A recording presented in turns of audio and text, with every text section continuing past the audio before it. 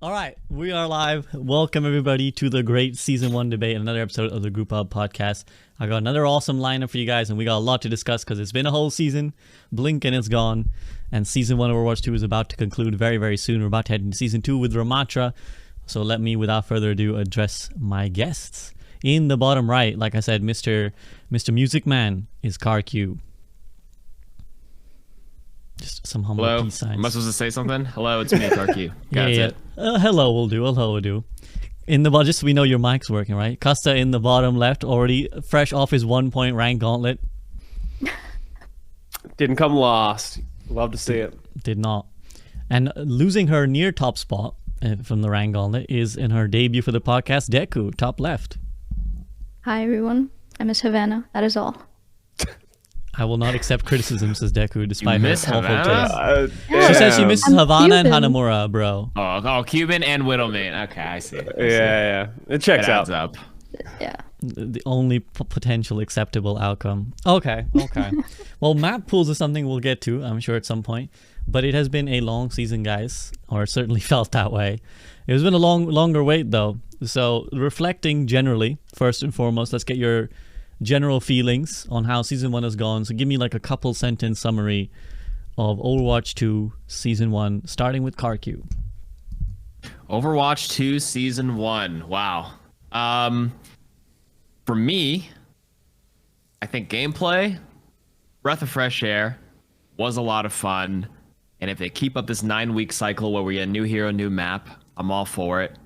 I've survived a year, or we've all survived like a year plus of nothing new. So 9 weeks is very refreshing. In a couple of days, we get to play a brand new hero and a brand new map. That works for me. I actually saw a video on my recommended feed from someone who's like, what Overwatch season 2 was, or Overwatch 2 season 1 was like for a bronze player. And like the general take was like, it was actually just a blast. If you look past all the stuff that doesn't actually affect gameplay, like skins and monetization should not and does not affect, the core gameplay. The core fundamentals of 5v5 are good. The balancing stuff we can talk about in a little bit. Matchmaking we can also talk about, but like the constituents or the base substance or base building block is there. So we just got to keep iterating and building upon it. So that's my take on season 1. Good start. Could be better, but pretty good start. Very, intellectual take as I would expect from you, KarQ. Very balanced take. Now, Custa, give me some hot takes, dude. Give me some absolute garbage. Come on. I agree with everything. Of like it started really good. Like the 5v5 changes, the game felt fun. Even if there was like some pain points for like supports, it still has been a fun season. But I actually went away for I had the playoffs, then I went to Australia, and then I got COVID. So I actually didn't play for like a month, and then I came back and people are playing double Roadhog. People are still just like damage boosting Sojins, and ranked right now is just hot ass at the highest rank. So it's kind of gone to like a really bad spot at the highest level. But I agree that like fundamentally Overwatch 2 is in a better spot than it's ever been. Well, at least over the last 3 years of the Dark Ages. So I think it's positive. I'm hoping season 2 like mixes things up and sort of tells people that, hey, yeah, even if you don't like this season or a meta gets bad, just wait a couple of weeks. We'll get to the next season, and then hopefully something new will be in here that shakes everything up. And hopefully they keep balancing in a strong way, and hopefully they hit Sojourn into the ground. Well, we'll find out. And speaking of Sojourn and hit scan players, is Deku. Deku, how have you felt? So I actually had a lot of fun because, all this new content and grinding the battle pass for me was super fun. I just played ranked all day and didn't have a problem with it, even though the matchmaking was a little weird at times. But I had a lot of fun with it up until like once you beat the battle pass, it starts kind of like dying down and getting more like of the same over and over again. But like playing with friends has just made it better. And I think if it keeps going like this, I think the game will have a lot of success. So you felt like the battle pass was giving you a reason to play, like an external reason to play?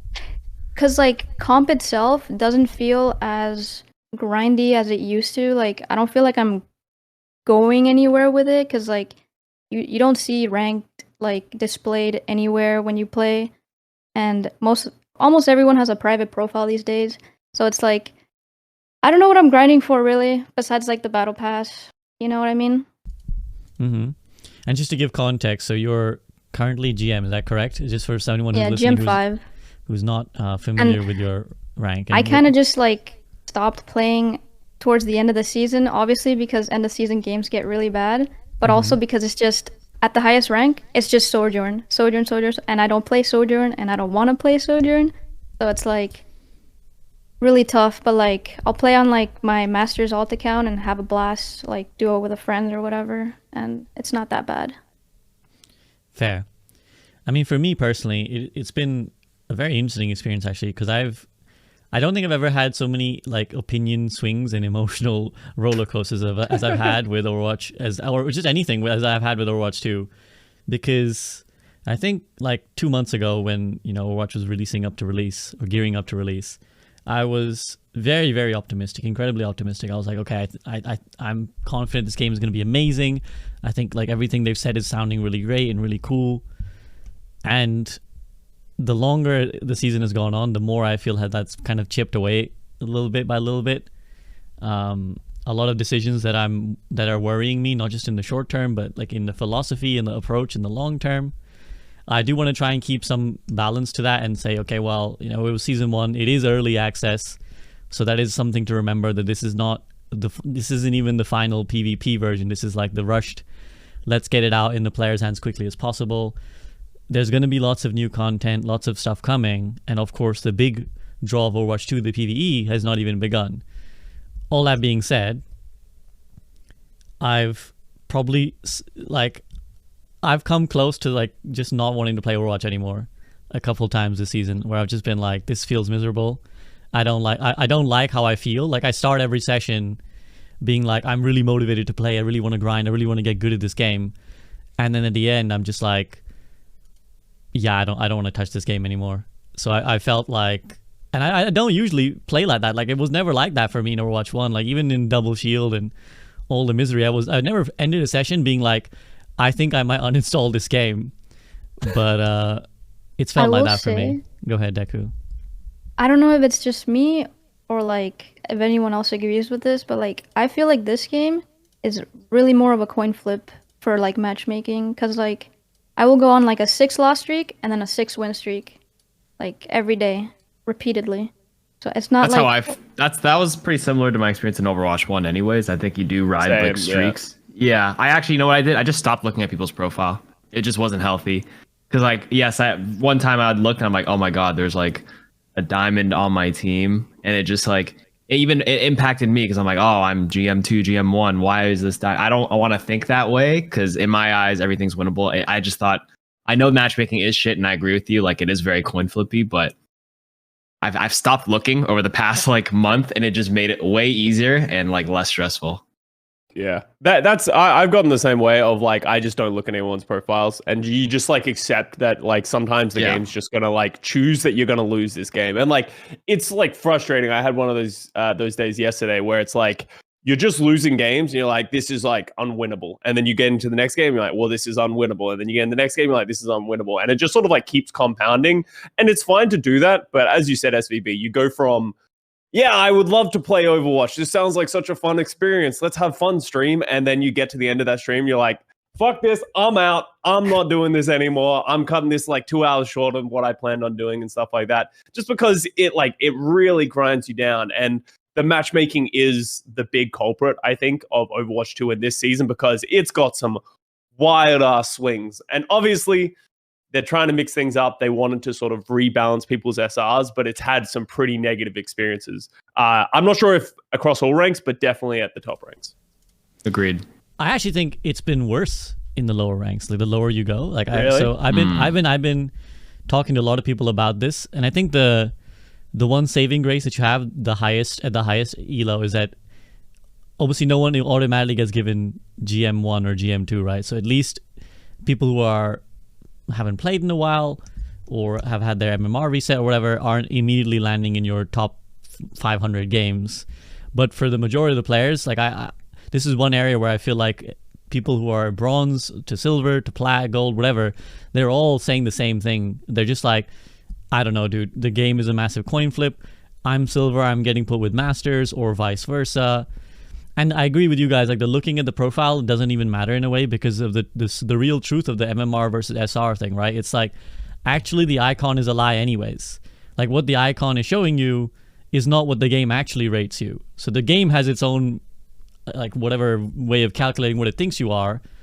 The icon that is showing you is just a temporary number of like, this is where you are right now. But again, you could be, you know, for the diamond, the classic diamond in the GM game, the game thinks that they're GM most likely. It could be putting them in as a paperweight, but the game most likely thinks that they're GM, right? And just because their physical SR hasn't caught up, it's going to show diamond, but they're secretly the devs would say they've been match made correctly because they are where they're supposed to be.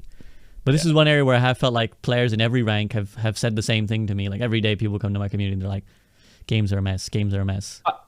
I will say one of the things that I've felt, because like I was playing on like my diamond and like masters, I was playing DPS, and I will say the big thing that I've noticed is that because of 5v5 and how much more open the game is, if you have a really good tank compared to the lobby or a really good Sojourn player compared to the lobby, they will just win the game on their own. Like I played a game against Zebra on fucking Doomfist, and my team just couldn't kill him, and like we just straight up lost the game because he's just like running around us. That disparity in skill, I think, has weighted the game for you like a lot more than it ever was in Overwatch 1 because there were more players, there were more chokes, the game was slower in general. But I think that's also like leading to this sentiment as well. Yeah, KarQ, Deku, you guys anything to chime in on that? No, that's actually a good point. Like those two individuals are weighted a lot more, and if your Sojourn is getting diffed, you just lose the game.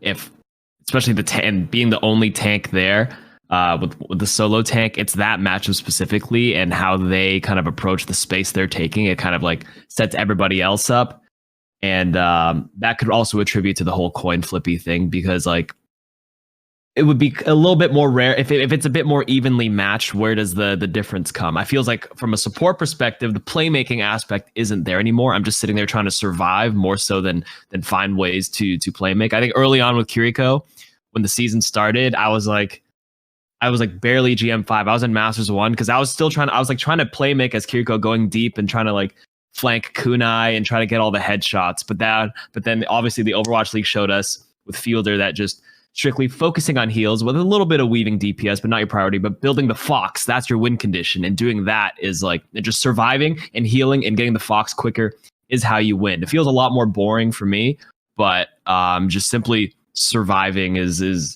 the way I can impact the game. So I guess I was kind of ranting there, but it just goes back to the point where like it really does feel like either Sojourn or the tank is like the two most impactful roles, and that's where the coin flip comes. For me as a support, it's like I'm at the mercy of them for the most part. I just do my part, but I can't swing it as heavily as those two roles. Mm-hmm. You're at their mercy, no pun intended. Go ahead, Deku. I completely agree with you on that, and also the game feels like a lot more heavy on counter picking, especially for tank, and also ult economy, especially for winning fights. If they have more ults than you and you don't, you just lose that fight. So you're about to get me going. I'm saving this rant on counter picking and thingy, but I'm gonna try and stick to the topic for now. Well, because there's a lot of interesting things you said there, like the heal botting is another interesting thing I want to discuss. And for once, we actually have dominance of support players on the podcast, because usually I have Sam, Frito, and Flats, and that's like two tanks and a DPS main. And the comments in YouTube are always like, you didn't get a support perspective, like the support, these guys are just, because they just spend the 2 hours being like, support dog shit, free roll, these guys don't know how to play, these kids get good. And the comments are just like, what is this? So for once we have some support POV. But yeah, on the matchmaking, I mean, how do you feel? The difficult part with commenting on matchmaking is that we obviously don't know the details, right? Like we don't know, and nor should we know, nor can we know, because if they told us exactly how the MMR system would work, then, or just a ranking system works, then there's a good chance people abuse it, right? If they're like, oh, this is what helps you climb more, people are going to abuse it. But how do you feel like in the efficacy of the MMR reset, the soft reset, the decay system that they've said they put in? Like, do you think it's been good? It's not, you haven't felt the like impact of it, or do you think it's like something that needs to take more time? Like, how have you felt? I'll go with Custa first. I think it's very hard to gauge it off the rip because we're going into a completely new game. So I'm sure it was very heavy-handed. And, you know, some people were asking for like a hard reset, which, you know, we talked about how that's such a bad idea so much leading into it. And we can all agree now that it would have been a worse idea because we had a soft reset and people are still complaining about it and already complaining about it. So I'm curious to see what the reset looks like going into the next season, because they said that going from season to season, there will be a decaying MMR so that everyone is always starting from a lower point than they started. If they can just keep that going from season to season, I think it will be better for the game. But I think we can all agree, I don't know if it's the limited number of players or what's going on, but there is way too much variance right now in lobbies of like, you have a GM player playing with a diamond player, and as we just talked about those roles, if that diamond player is your tank, the GM player who's playing support isn't going to be able to offset that. So I think that's really what I'm looking at of, is it going to get better as seasons go on? So I want to chime in, unless KarQ or Deku, you guys want to chime in, because I think we can all agree it would have been worse. I'm not sure I'm on that train. So unless you guys want to chime in, I'll chime in. No, say your piece. Go ahead. So like I'm not emphatically, because the thing is I don't want to be like, no, a full reset would have been better, because what the fuck do I know? Do I you know, make matchmaking? Do I have any insight into like how the depths of how that works? No, but I almost wonder if the soft reset has kind of baited. Like I kind of went back and forth. Initially I was like, it has to be a hard reset because it's a new game, and you're advertising it as a new game. You're like 5v5 is a completely different experience. Like it's a whole new thing to learn. And so I was like, no, we need a hard reset. Then they were like, well, the thing about it this way, though, is all this data that we have from years of playing Overwatch 1, why throw it away? Why not at least use it in some regard, right? Even if it's a very loose regard, why not use the data to help, you know, shape your ranking system? And now we're here, and I'm like, well, the games are such clown fiestas anyways, and I almost wonder if, like, the soft carryover of players who are given some leeway because of what their achievements in Overwatch 1 was is kind of almost damaging. And it's really, again, it's really hard to comment because it's very anecdotal, but literally, for example, yesterday I got my tank to Master 1, and the first game in that lobby, my Ana types in chat, it's like a Route 66 game, my Ana is like, so what did they change in Overwatch 2 except for 5v5? And I was like, oh lol, this guy's funny, right? He's joking. Let me look at his profile. I look at his profile. He had literally never played a comp game in Overwatch 2 and hadn't played Overwatch 1 in years. Like literally he had no match data in Overwatch 2. So he just like booted up, went in, and the game was like, here you go, Master 1, right? But my counterpoint to that is like, sorry, I don't want to cut you off. No, but go ahead, like, go ahead. It's good. Go ahead. Because you're saying like, oh yeah, it's annoying that that's happening to you, but now that would have consistently happened. If you had done a hard reset, all of a sudden you would have returning GM players just entering into the Thunderdome of silver and just being like, oh yeah, I'm just going to dominate my next like 20 games before the matchmaker like really starts putting me in the right direction. So I'd actually say the hard reset wouldn't have been as much. I think we're biased because we are all high-ranked players, that the hard reset would benefit us the most. Like, just straight up because we would be able to win games, we would be able to climb, and then everyone who ended up at that rank would be at the right spot. But it would just be an absolute clown fiesta at the lower ranks. And I think, at least for Blizzard's perspective, they don't care about us. We're going to play the game anyway, for the most part. If you really hurt the casual player's perspective of just like, I play the game and I just can't do anything because there are great players against me, I think you're going to turn a lot of people off the rip. And I think that's one of the major reasons they did that. Also fair point. Counterpoint to your counterpoint. One is that it clearly has already been a bit of a clown fiesta for your average normal player. Two, like the MMR reset, again, I think one of the misunderstandings is that people feel like the MMR reset is only to stop people who were GM not being GM or Master being GM. But like for someone who was Plat in Overwatch 1 and didn't play for years, it's still the same net effect, right? They're still ending up in a Plat lobby, even if like they should be now silver or bronze. Now, of course, you're right. It would disproportionately hurt, potentially, players in the metal ranks, right? But the other counterpoint to that is, for me personally, I think it's a better philosophy to have someone who's too good for the lobby than to have someone who's too bad for the lobby. Because I think I would rather go up against someone who's like, okay, that person's really good. Because there's something to learn from what's like, that guy's really good and he's doing stuff that's like making it hard for me to win. Versus like, this guy is just tossing my game and there's nothing I can do. And this is another related point for, I can see you're itching to respond, Custa. Another related point I found is that I feel like in Overwatch 2, bad players have a more like greater impact like than in Overwatch 1. Obviously it makes sense, there's less players, but I feel like it's easier for someone to throw the game than it is for someone to carry the game in Overwatch 2 IMO. Oh, I don't know if I agree with that. Like, maybe in Overwatch 1 I would agree with that, of like it's easier for someone to carry it. But here's my thing is like, I agree with you. Like, I have the exact same mindset. I would much rather have someone who is a better player in my games, because then you can learn from that and you can improve from that. But a lot of people aren't like that. Like, the number of people who just get into a lobby and someone just starts destroying them, they just go, oh, it's a smurf, I don't care anymore, this person's just way better, and I'm just going to pick, I don't know, something stupid and just like stop trying. I think neither is a good situation, but I think most casual players would prefer to have someone who is worse in their lobby than someone who is too good, because they're just absolutely destroying the game. Maybe that is accentuated by what I was talking about earlier of like, when someone carries, they can carry. Like, I'll just say plainly, like, I made an account so I can play with my fiance, and you know, it's quite low ranked.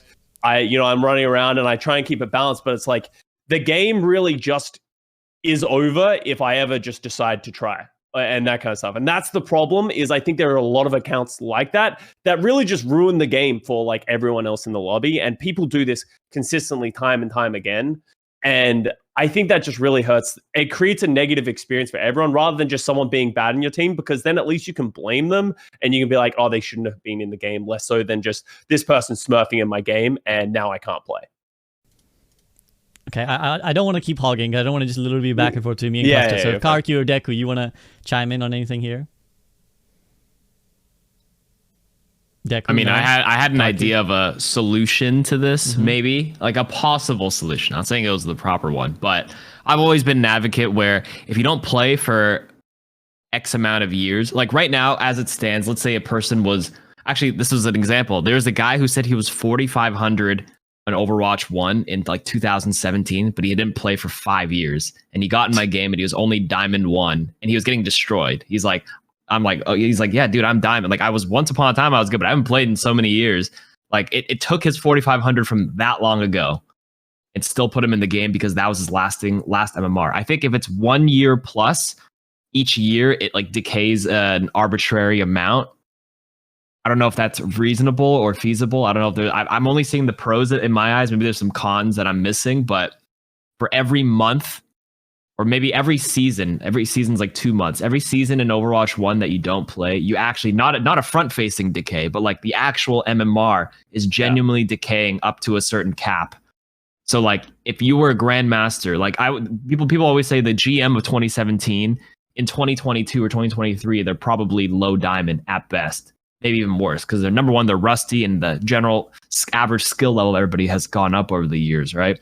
I mean, Silver Mercies are super jumping. I mean, it's a little easier now, but like all these little cool tech mechanically, and even just game sense, people are better at the average rank. I rewatched my old 4,300 game in 2017, and I'm like, this wouldn't even pass in Diamond these days. I could just see all the errors coming in, but it was fine back then. But yeah, just an arbitrary like 100. If we went by the SR system, it's pretty easy because there's a number to it. I would say every season it's 100. Like every 2 months you lose 100 SR. That's pretty reasonable because there's 6. You don't play for a year. That's 6 seasons if it's 2 month seasons, and that would be 600 SR. So if I'm like 4,200, and after a year they put me in low master, I think that's reasonable.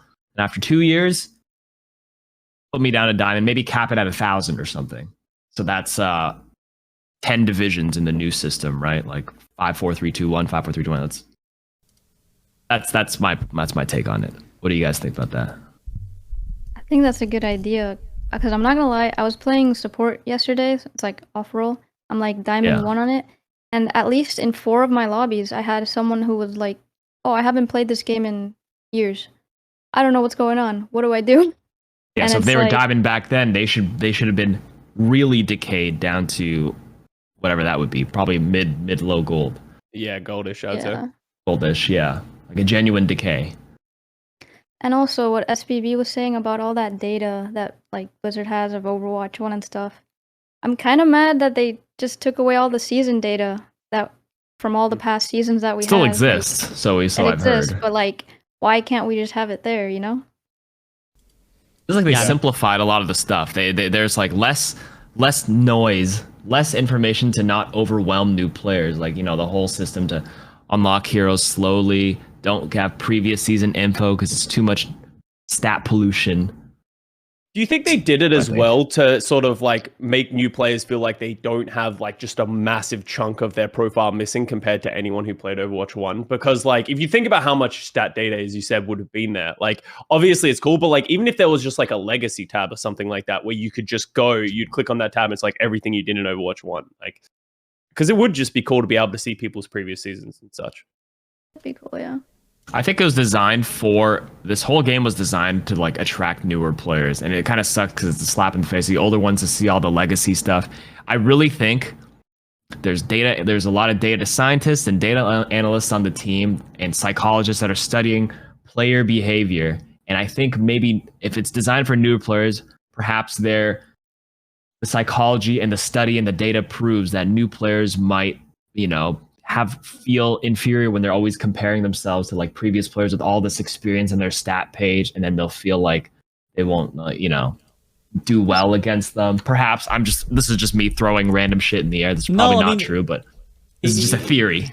No, but this is the thing. This is all shrouded in mystery because, like, you know, I agree with your idea as well, KarQ. But then maybe there's like a dev sitting there, and sometimes Gavin Winter, who's responsible for like comp and matchmaking, is in my chat. He was in my chat yesterday. I was ranting about matchmaking. I was like, Gavin, this ain't it, bro. This ain't it. And he was like, oh, trying to explain to me with science or whatever. So like the devs might be like, we did that, KarQ. Like that's actually happening right now, right? Like, they might be like, we're doing something close to that, right? So, but we don't know.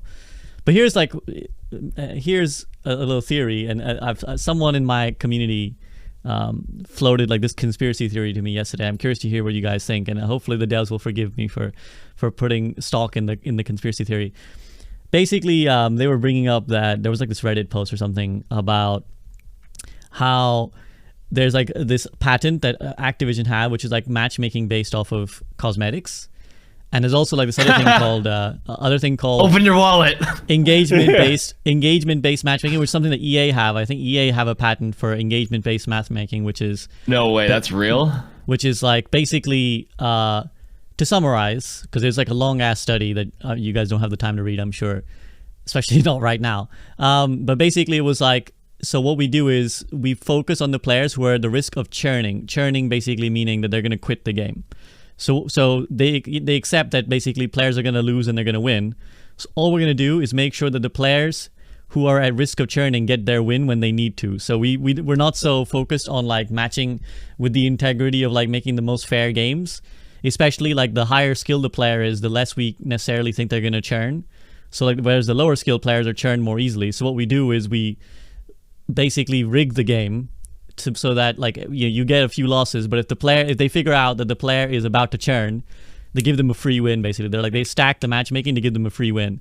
Now this was like an actual study. That's some tinfoil hat stuff. Right so there. this was to be fair. It's on the losers queue and winners queue. Yeah. I mean, to be fair, okay, this is just like a patent that EA have. So that's EA. What was interesting, and again, this is because I must clarify that just because they have a patent doesn't mean, and also part of that was like they were throwing bots some games literally to make you feel better. Of course, it's different for like Apex, right? You can't just throw in bots for someone to farm, and it like I guess you could say, who does it hurt? Even if it's a bit insidious and a bit manipulative and cheap. But and even if they have the patent, doesn't mean they're using it. It just means that they've stored the potential to use it for themselves someday. And on that same note, Activision have a patent which is for cosmetics-based matchmaking, which is basically that the idea that like you prioritize a player who has less cosmetics and you match them deliberately against a player who has more, so that they see the guy who has all the cosmetics and is like, I want them. So like this is like, so I'm curious if you guys like, because someone was like, this is exactly what it feels like in my matchmaking, like the engagement-based matchmaking. This is what it feels. I don't think I buy it, but what do you guys think? How do you quantify that? How do you quantify how many cosmetics somebody has? Like in terms of like, I'm not, as I said, I'm not talking from like, obviously in the back end, Blizzard can recognize those kind of things, but like, how does that person come to that conclusion? Are they just dying all the time and looking at everyone's sweet cosmetics? And I'm like, I knew it. This is engagement based like matchmaking. Like, I don't know. I think there is a lot of complexity to the matchmaker, and there's a lot of things that we just aren't aware of. Like KarQ said, it's people's little jobs, and they've like have degrees to like work these things out. And sometimes us as just gamers, we're like, well, here's where I think you're doing everything wrong, without like while missing the big scope of it. But I don't think there is some like grand conspiracy to make people play. There might be, but I don't think so. I genuinely believe that it's just the matchmaker really struggles to put people together, especially when you have such an overhaul of systems like Overwatch 1 to Overwatch 2. But I don't know. That would be funny if it came out that was true. Can you imagine how much Reddit would explode? Oh my god, the explosion! There would be people dogpiling this game. It's gonna go nuts if this is true. Pitchforks outside the Activision offices, dude. Yeah, God, I'd jump in on that train. Honestly, I'm a Blizzard apologist, and I would still jump in on that dog pile. Yeah. Deku, any thoughts on this? I don't know if that would apply to Overwatch, but it's an interesting take. Mm-hmm. I always say as well, like I said to my chat yesterday when someone brought this, I was like, never attribute. There's a quote that's like, never attribute to malice what you can attribute to incompetence, and that's not a shade to the Blizzard devs that like I'm calling them incompetent. But what I'm saying is like, it's not. I don't think it's a grand nefarious scheme, because another theory that people had, I know, they were like, oh, they're using the new rank system to cover up the fact that they're deliberately matching like people from much farther SR apart. So they're using like the new system so you don't see it, so that you can't tell who's been. But I think all of that like is irrelevant compared to just the matchmakers struggling to make good matches, basically. And I think part of that to round off, because we have discussed the matchmaker for a bit, but to round off, I think that like, I think the biggest issue is that all the matchmaking said and done, all the soft reset, hard reset said and done, the biggest issue I think is that the thing that's gauging your skill is just not as good as it should be. I think at the end of the day, the thing that's trying to figure out where someone's MMR should be and where they should be is just not doing its job. And I don't blame them, because Overwatch is a really tough game to rank, right? There's so many variables. Just even like someone queues up tank, they are a Reinhardt specialist, the map is Numbani or whatever, like Gibraltar. Now automatically if they pick Reinhardt, they're going to be performing worse, versus if they, let's say, flex to Monkey, but they're not a good Monkey player. Again, they're performing worse than what their MMR would be, right? So it's like really difficult. I can totally understand that it's difficult to figure out where someone should be, but I also have to feel like it just ain't it at the moment. And let me try and be kind and say maybe it'll figure it out as time goes on. But right now it's been pretty miserable with how people are being ranked, to be honest. Yeah, I think they did say they are fixing it, or like in season 2 it'll be a lot more aggressive in terms of adjusting the information or the data. Yeah, it feels very forgiving right now. For at least I was playing on like my Masters 5 account and I was losing a lot, but I still won my 7 and I was still able to rank up 2 ranks. I was like, yeah. But I just lost like 7 in a row as well. What, shouldn't I stay the same? And it just kept ranking me up. I don't know if it's because that account has good MMR or whatever, but it's not making a lot of sense to me. Well, here's a question: have you guys ranked down at all in like this entire season? Like, plenty. We all go on losing streak. I haven't ranked down yet. Like, I'm just always going up. I've had situations where I think I went like 7 and 14, and I just stayed the same. And I was like, oh, well, that's nice. Like, I just haven't ranked down. So I'm not sure if, as you said, it's an MMR thing, and that's sort of like the problem with this system is that it doesn't use, like, at this point, it doesn't use what you're doing right now. It's just like, it's just trending you towards a number that you don't know what that is. So your wins and losses don't matter. And when you're having so many games, like that's 20 games that I played, you don't remember. They don't tell you what your win-loss record is. The only reason I remembered because I did it all in one sitting. So it's like, it's just so weird how they do it. And that's, I don't know if we're going to talk about the matchmaker later in terms of like the 7-win aspect of it all. But I think that's an interesting thing that we should that a lot of people have been going back on lately. Yeah, I mean, let's bring it up now. Go ahead, Deku. Oh, so I did have that weird rank up bug where it went like Masters 1 and like it says you ranked up, and then it went to Diamond 1, and it's like, yeah, it was a fun day. It was a fun day. I mean, I was able to climb back, but it was like really annoying. Yeah, but I don't know. It's just weird to me. Like, other than that, I have ranked down like 1 rank down and then back up, down and back up, but other than that, no. Right. I've ranked down plenty. Don't worry. I've All bounced right, up and down. SVB's doing it, Yeah, doing the I science do for it. us. For the people. I ranked down for the people. Nah, yeah, I mean, yeah. Let's talk about the new comp system. So yeah, 7 wins, 20 losses. You're not seeing a finite number. The icons are tiny. They're not showing when you're actually playing. What do you think of it? Dynasty 135 gifted. Do you want me to go? sub No, yeah, let PJ KarQ go first. Yeah, go ahead. Oh, No. the not showing One thing, sec, I while think I it still mute a stems back. stream, while I mute a stream alert so you're not getting yelled at. I forgot to mute my alerts. Okay, go Dynasty, thank you so much for the 10 gifted subs. there you go. A special Appreciate it KarQ so much. shout out. Thanks for supporting the podcast. Yeah, I'm SPV right now. I got you. Got you, man. All right, go ahead. But what was I gonna say? I still think this goes back to the whole psychology study. I really think like the whole world works on data now. Everything is data driven, analytics, retention, all that fun stuff. So the whole point of the not showing like your progress, I think it still stems from that study. It's probably proven somewhere in the study where consistently seeing that progress might lower your average play time in one sitting, even though it feels like a double-edged sword, because it feels good when you're making like progress, you want to play more, but on the same vein, seeing like your progress where you've already lost 5 in a row and you're still like 4 wins away from the next update, it's going to make you want to log off. And I think it's all data. No matter how, even if you feel like it'd be nice to see it, they probably have like an offset where you just lose more players rather than keep them, so they just don't show you. That's my take. What do you think? The thing, Agreed? I agree with you. Like I even like myself, like I used to just get like upset when you do your win-loss record on your stream and you look at it and you're like, oh, I'm 2-11. This shit sucks. Like when you don't turn that on, yeah, you might be in a bad mood for losing 11 games, but not seeing that number goes a really long way. So like personally, I've seen that effect. But the only thing that I would say that I would want different, because obviously like a lot of casuals will come out and say, I really like this system. I never played ranked before because of seeing my number go up and down. But now I do because I don't really care that much. So it's obviously having an impact. But for me, when I get to the point where I'm going to rank up or down, I want to see what my loss number is, because obviously I have 7 wins, but I don't know.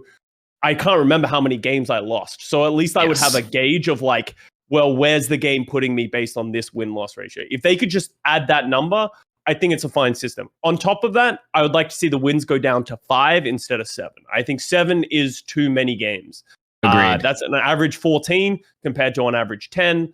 I think 5 would sort of hit that in the middle quite well. So what you're saying, you see the maybe you don't, you kind of balance it where you don't see it until like the actual update shows up, and then it'll reveal to you the win-loss. Yeah, right so at it's that like moment only. Here's your wins, and it doesn't even need to be a big, oh, here's all the maps you lost with like graphics and stuff like that. Just have a number like under the wins of like games lost, games drawn, and then like put that number there, and then you'd be like, okay, cool. Now I have a good gauge of like, because I've had things where I'm like, I don't remember how many games I lost in this like process, so I have no idea where I'm going. Deku? I completely agree with that. And also, I kind of wish like, or like when you get into a game at the beginning of the match, it used to tell you like the average SR of the lobby. I feel like that would be really helpful. That would be really helpful just to know what kind of lobby you're in and how you're gonna have to play the game, you know? Just the average of the lobby, and not necessarily show anybody's ranks in specific. You don't have to do that. Just the average of the lobby. And then as well, at least for your icon at the bottom left, like have your icon for like, that would be like good for streamers, you know what I mean? Yeah, but, I agree. It doesn't have to affect anyone else, you know? You can just see your rank, and that's it. That's all I want. You could make it toggleable as well. Like just make it a setting of like show rank in game, and like it's just a thing that you press on like the social tab or something like that. So if you don't want it, you don't have to have it. Agreed. That's a very streamer problem though, because I think for the majority of players, it's like career profile. Oh, that's where I am. Okay, and go back. Yeah. I guess the flip is that your rank could be changed. You know what I mean? Like let's say you ranked up 6 wins ago. What it's showing you there might not be true, right? Because you might be ready to rank up, whereas the icon is still an old icon when you're in a different. So I don't really like. I think that part is like incidental, because I think it's a very streamer problem. And KarQ, you had an ooh. Deku, actually, you said something you wanted to interject. Go ahead, interject. Oh, I forgot. Never mind. Okay, you forgot. Okay, KarQ, you went ooh.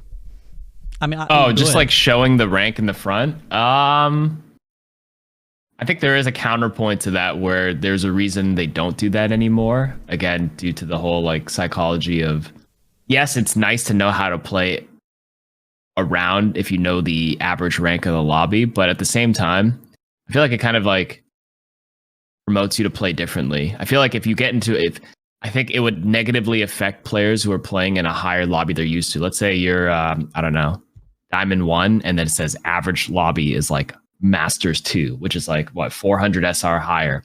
Psychologically speaking, I've noticed when players, especially, you know, mostly in the metal ranks, when they play in a lobby that's way higher than they're used to, they play way more passive. Yeah. Like they just psychologically speaking, when you feel like you're out of reach, you play safer. And while surviving is good, sometimes you're a little bit too passive where you just have no impact in the game whatsoever. And I just see this in VOD reviews. They're like, oh, I was this plat player. I got pulled into this diamond lobby and this is how I play. And I'm like, what are you doing? You gotta do what you were doing. But like, obviously if you're getting punished for certain things, you adjust. But like you're just regressing right now because you got scared. And you can't do that. I also think there's an inverse effect. There's a lot of people who will join a lobby that is one tier below them and they'll be like, who is trash in this lobby? Anyone who is trash, put your hand up right now. And they're like, they'll just antagonize everyone and be like, I'm this rank, you're this rank. And they'll just like, in this lobby, the classic. Why am I in this lobby? Blizzard, please. I'm a diamond player. I should not be playing with these plat players. Like, it happens all the time. Like, and it's just like frustrating. So in general, it feels like Blizzard is going the mentality of the less information you give the players, the more comfortable players are going to be, which is probably true and why it is done. Yeah. It's frustrating for us, but I can understand why it's being done. Yeah.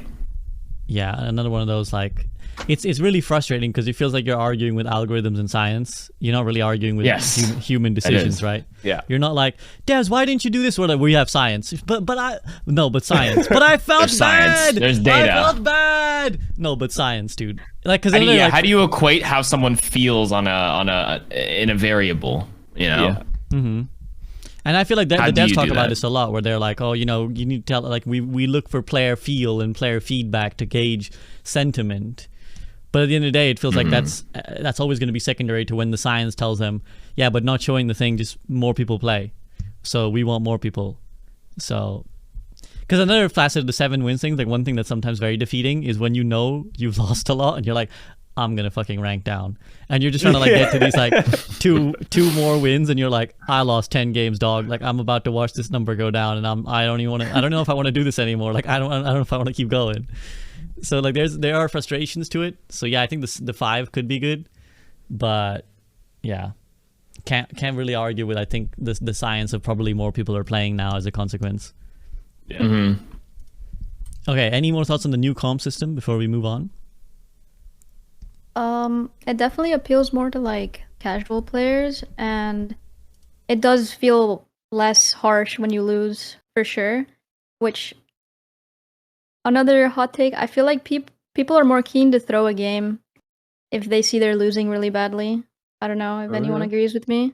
No, I agree with that, actually. I never thought about it. I don't know. That's how I feel about that, but I think it's overall a little better on like players and everything, on their mental. So it's not that bad. Just the matchmaking is a little iffy. Fair. Okay. All right. Well, let's move on from the matchmaking then to actually game feel and the game itself. So yeah, I mean, obviously we were biased because we were playing at a level probably most people aren't playing. Although I've only recently got there myself. I was stuck in Diamond for a while. But how has the game felt? Obviously that includes balance, but also just generally 5v5. This is the first season we've had 5v5, and all the other accompanying changes, role passives, reduction of CC. So let's go to Deku first. Deku, how have you found this season in terms of the gameplay and game feel? I definitely miss CC on DPS. I don't like that my tank is the only one that really gets a CC, or my Ana. But is it even much of a CC anymore on Ana? It's like you sleep them and they're just like, it's like a flashbang now. They just get right back up. Well, yeah, but at least, you know, it puts them down for a little bit. But For as a whole, the game has felt a lot better. Definitely way faster than Overwatch 1. And gameplay wise, I don't know if it's just me or maybe what I remember. I feel like hit scan felt a lot smoother in Overwatch 1 than it does in Overwatch 2. Even like playing Ana, like when I shoot bullets or like Ana's like projectile, it feels different than what it used to feel like in Overwatch 1. It doesn't feel as instant to me. I don't know if that's just me, but that's like my hot take right now. But other than that, the game has felt really good. Balanced besides Sojourn, and yeah, pretty good. Hello guys, SCB here. Just want to quickly interrupt this episode of the Group Up Podcast to say that if you've been enjoying this content, then please do consider supporting me directly via Patreon. It really does help since Patreon only takes about 10% of your money, where YouTube and Twitch take 40 and 50% respectively. So it supports me and allows me to keep making videos no matter how many views they do or don't get. Also, if you are really enjoying this discussion, then why not consider watching some of my other content? First and foremost, my Twitch stream where this podcast is hosted live, and I stream 5 days a week doing a bunch of other things as well. If you're not much of a Twitch viewer, then you can check out the SVB side channel, where all the best bits from the stream go straight to YouTube in highlight format, including VOD reviews, gameplay, and streamer formats such as the Fantasy Overwatch or Rank Gauntlet that you may have seen other streamers participate in. And finally, if you're sick of Overwatch, then you could check out my other channel, The Soak, which is where I do movie and TV breakdowns. And I've done videos on things like Avatar The Last Airbender, Pixar's Up, and anime like KarQ. So if any of that sounds up your street, then all the links are in the description. But now, back to the discussion. Okay, so you're quite happy then. Yeah. Because this would be a contradiction to the conversations we've No, had. no. I'm happy DMs. about the gameplay. Okay. I don't like the matchmaking system. Okay, Like, okay. You know what I mean? The gameplay feels nice. Okay. The game's very pretty. Everything's bright and happy, but the lobbies. Yeah. Custa, go ahead.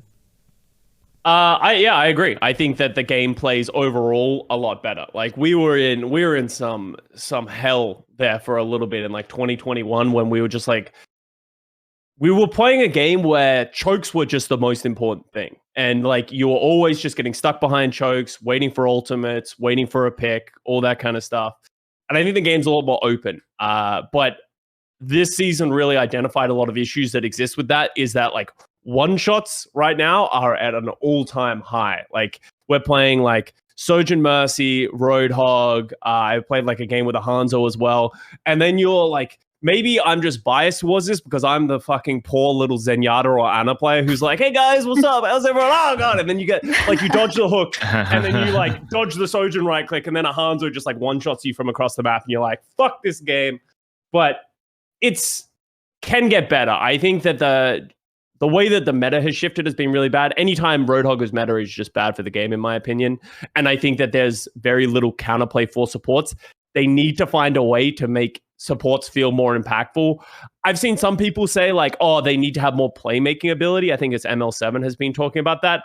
I think that's a dangerous game to go play of like when you have all 5 players who have ridiculous playmaking ability.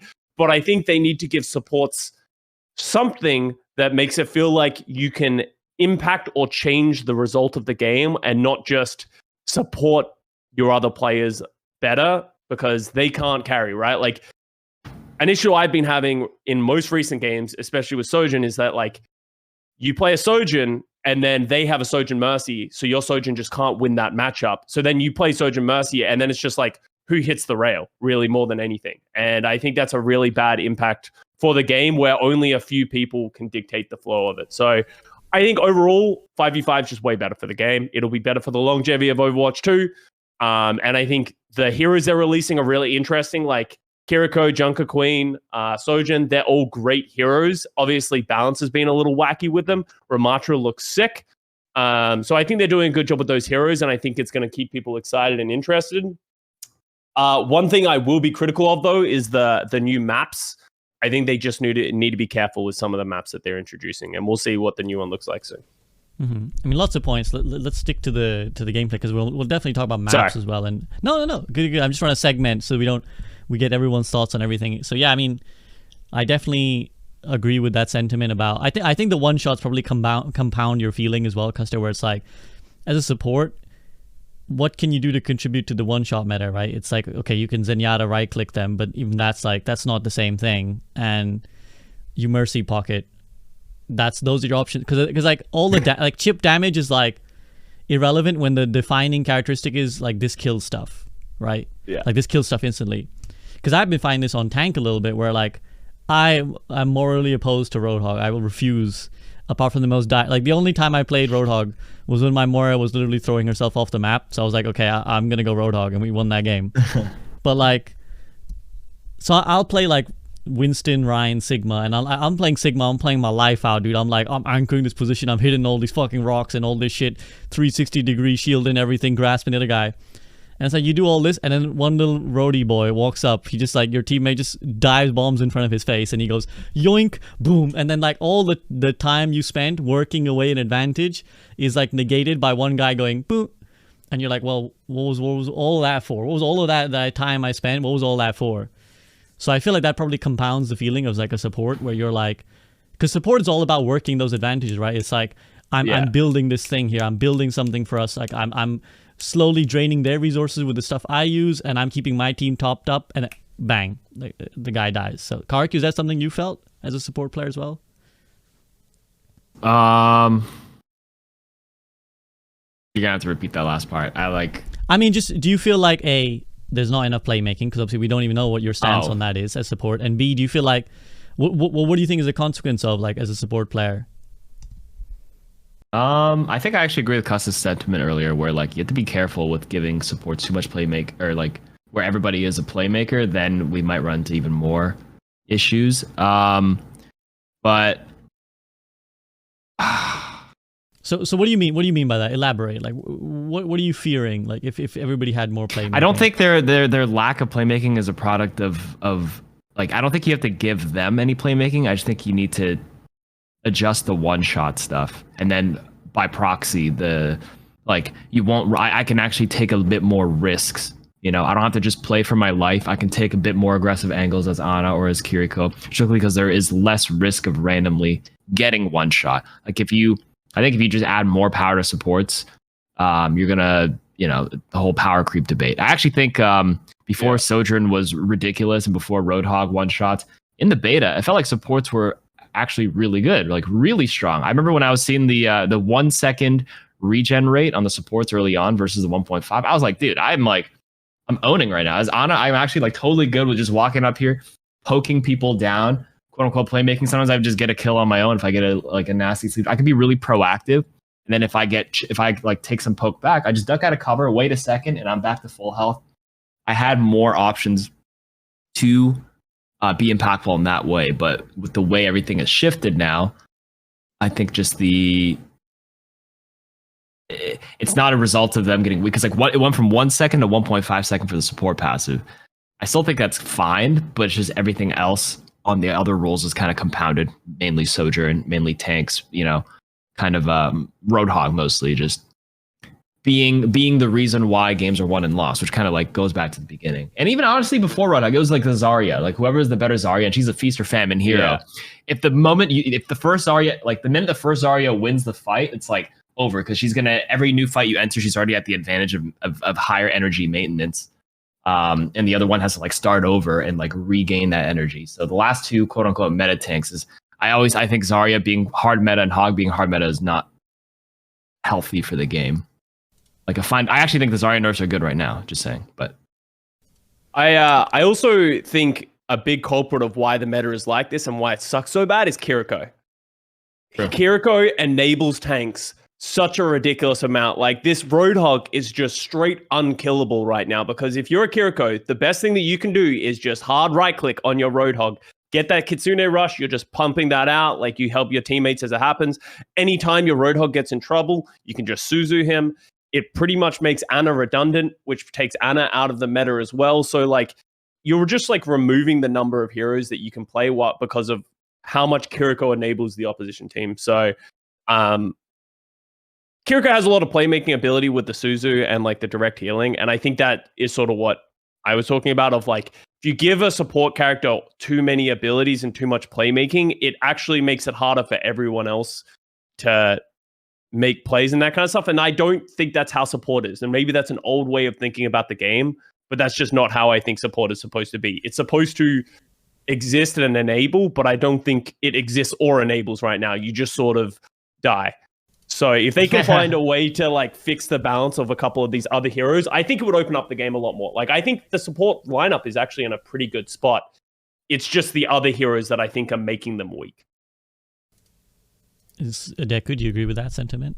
I mean, obviously you got the No, DPS I completely agree with that. Like, especially in like higher ranks, if the enemy team like for a tank, it's really good for you to have a Kiriko. If you have a Kiriko and the enemy team doesn't, you're at like a really high advantage, and then after that, it just goes into like counterpicking what tank with what tank.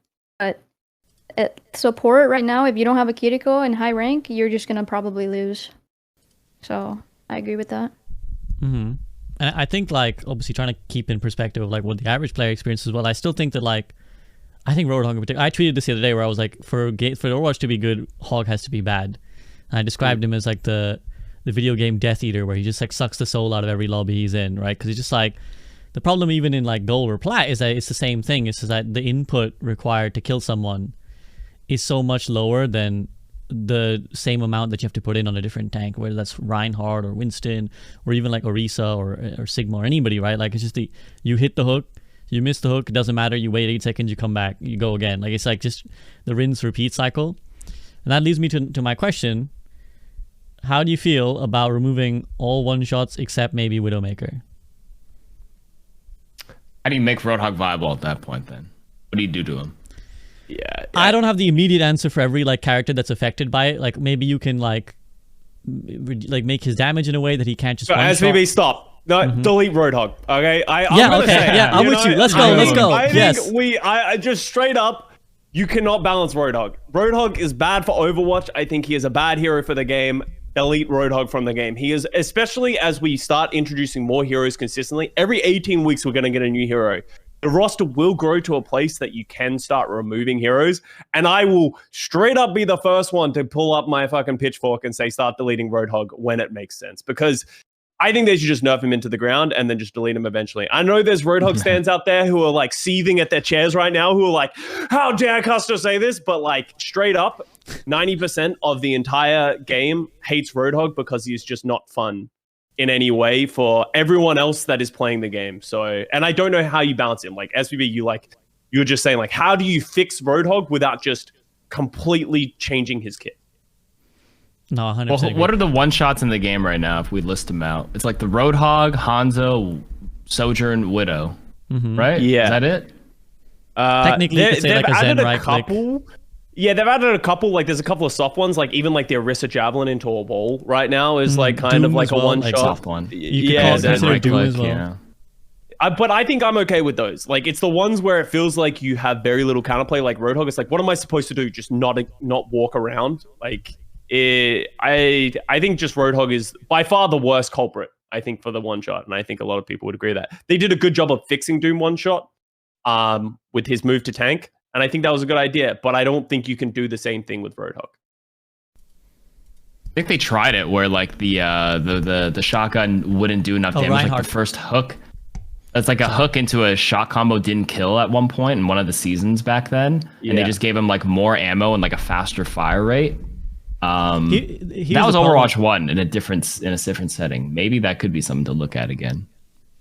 The thing is that the problem is that like the hook and the his gun are like at odds almost in terms of like if you're trying to balance him, because it's like either the hook every 8 seconds to be able to yoink someone into your team is, even if you don't physically kill them yourself, is already an insta kill, right? Like hooking, like even if you don't finish him, someone's gonna finish him, right? If you yoink someone into your team.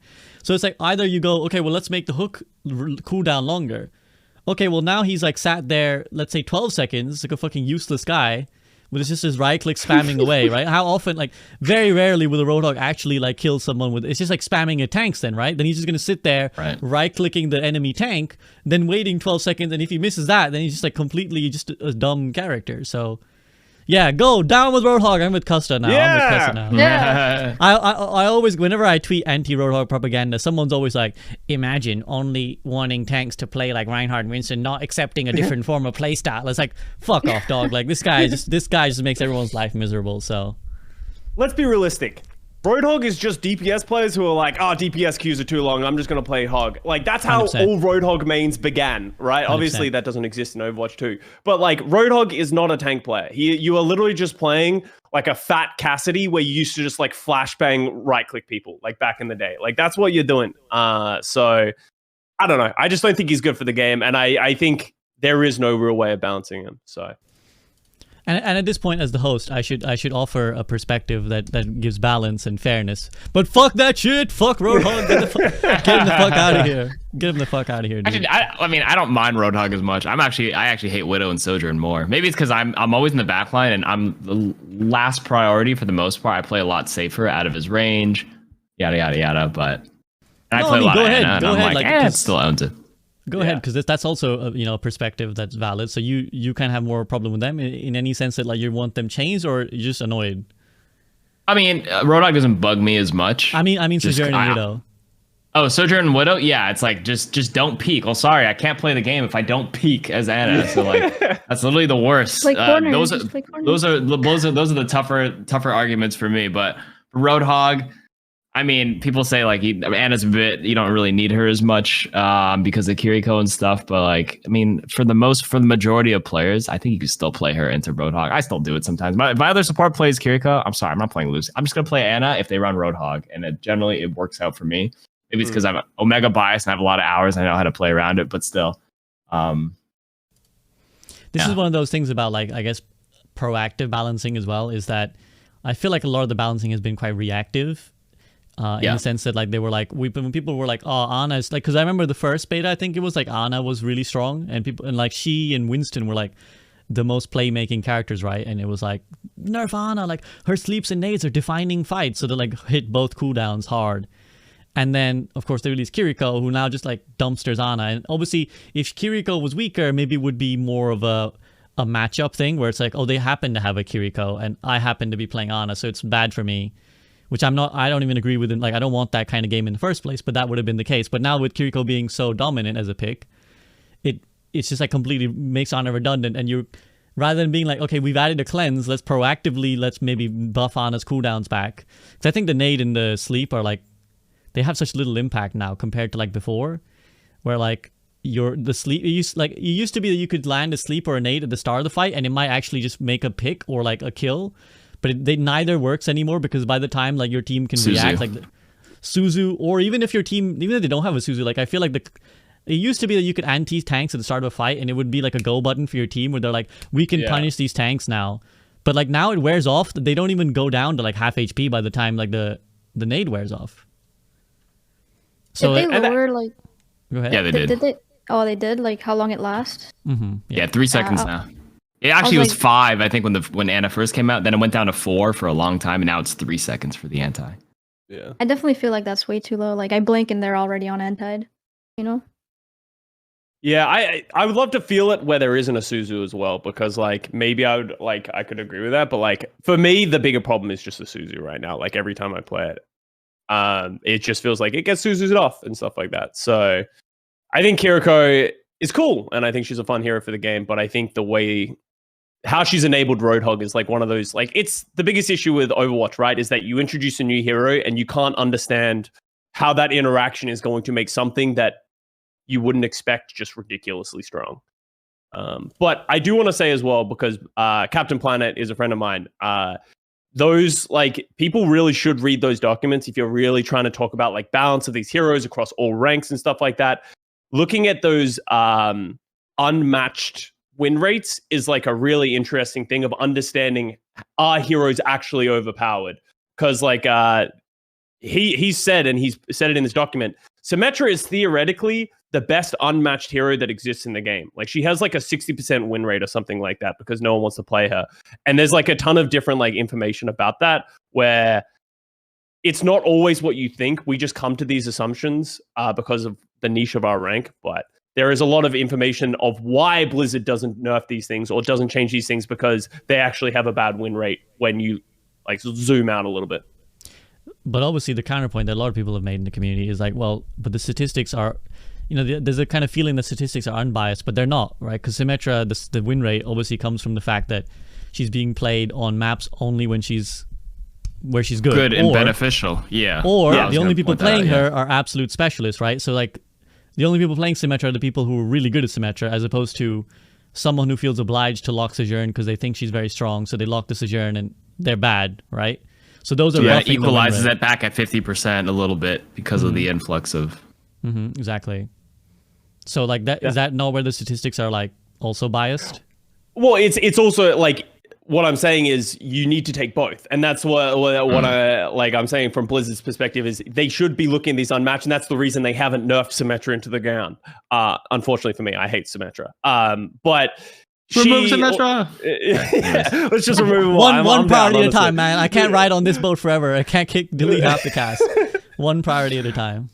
Maybe one of these years we will. But like for me, it's like you just need to use all the data, right? Like you can't just like use. So many people like to talk about these things, especially as we are like in some way the 1%, right? We're the people who are browsing Reddit, Twitter. We're interacting with the top end community. We're doing all that kind of stuff, Overwatch League, etc.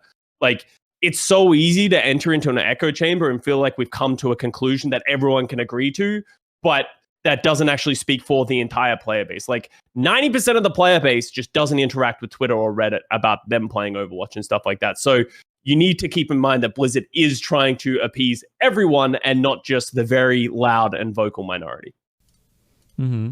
I will, again, try and push back because I can hear Flats' voice in my head where he's like, yeah, but if you balance for all those guys, the game will go shit. You want to balance for the guys who are playing like the top end, and then it will like kind of come down for the rest of the players. How do you respond to that? Because just because something is good for the top end, yes, there might be some players that is better for the lower end, but honestly, most of their money comes from the lower end. So you're expecting Blizzard to balance around the 10% who are spending a good amount of money, but ignoring the 90%. There's a lot of people who just won't play the game if you like change these certain things. Obviously there's like a couple of like pain points when we talk about it, like this is for the lower end and not for the top end, but I agree with Flats. I am 100% someone who, especially when I was a player, was like, heck the casuals, I don't give a shit about them. Balance for competitive, that's the thing that matters. We will listen to us, we'll make the game fun, we'll make it good, we'll make it balanced, and then everyone else can enjoy the fruits of our labor. But that's not always true because casuals don't always find what we find fun. KarQ, and that's yeah. No, go ahead, Custa, finish your sentiment. No, you're good. Okay, KarQ. I got nothing to add to that. That was pretty. Okay. You have to balance. Well, you can. Okay, maybe there's a small thing to add. Yeah.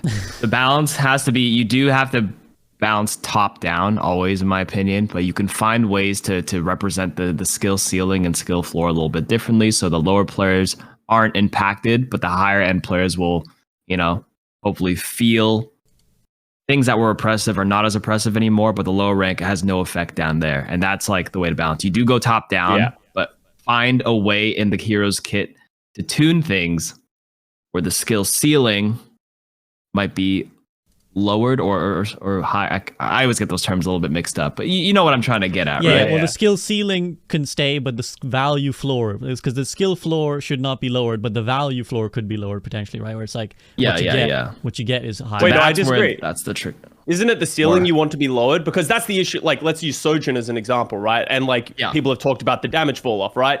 Is if you introduce damage fall off on the rail, all of a sudden that really only affects the top end, because I don't know how many 360 no scopes my silvers are hitting from across the map.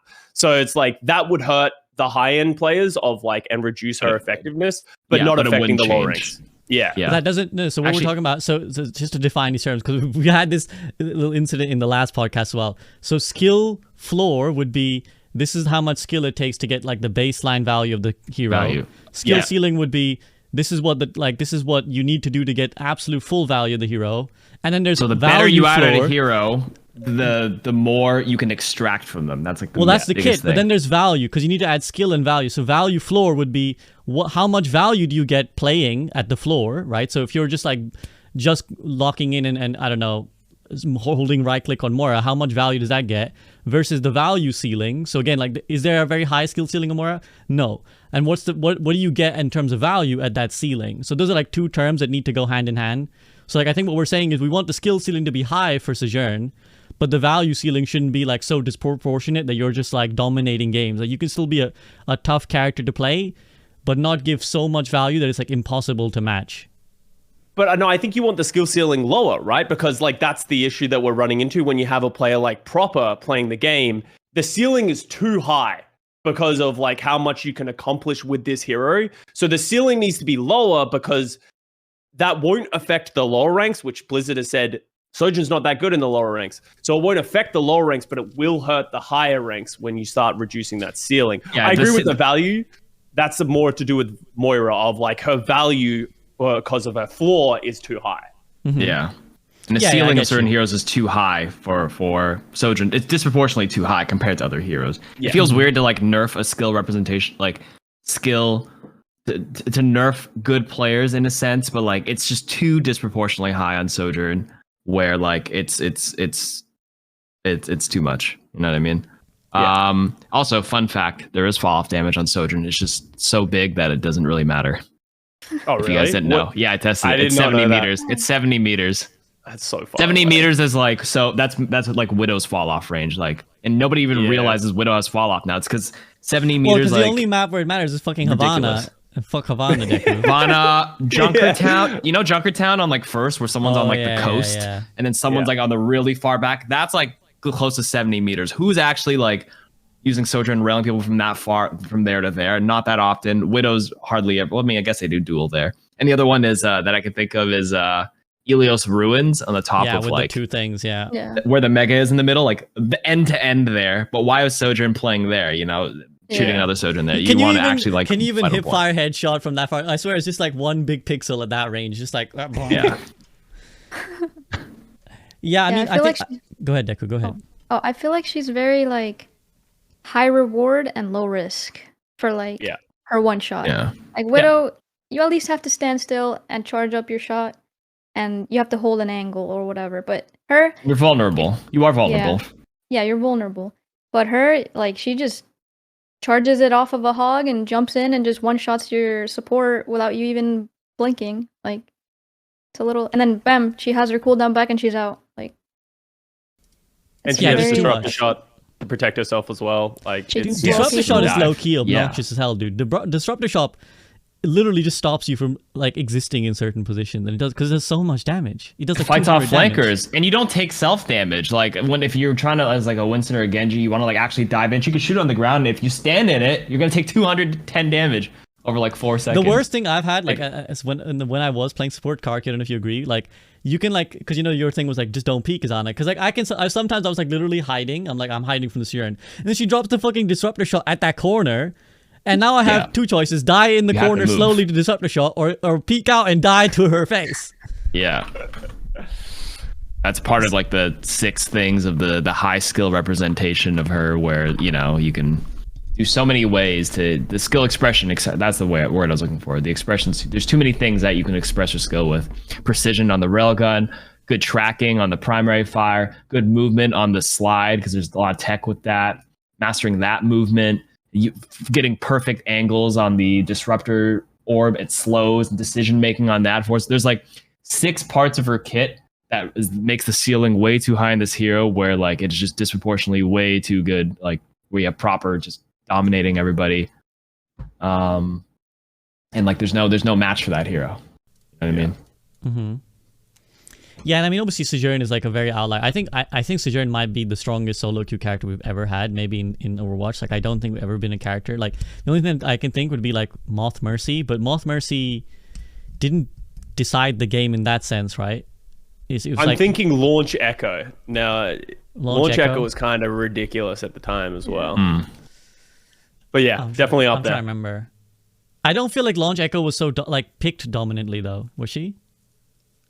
I can't remember. I just remember hating Echo because that's when her ultimate. Remember when they could like throw like 3 Diva Bombs in an ultimate and stuff like that, and it had like 700 health and stuff. Like, but yeah, because I know people are gonna say Launch Brig, but Launch Brig wasn't dominating ladder. Like Launch Brig wasn't like winning games. It was just pro play and stuff that was like Launch Brig. But in terms of like, I can't remember. Maybe Echo, but like I can't remember. It's also compounded with 5v5, right? Yeah. With like you think about it that way. Yeah, maybe Launch Brig wasn't as good, but if you put Launch Brig stats in a 5v5 setting now, like okay, no.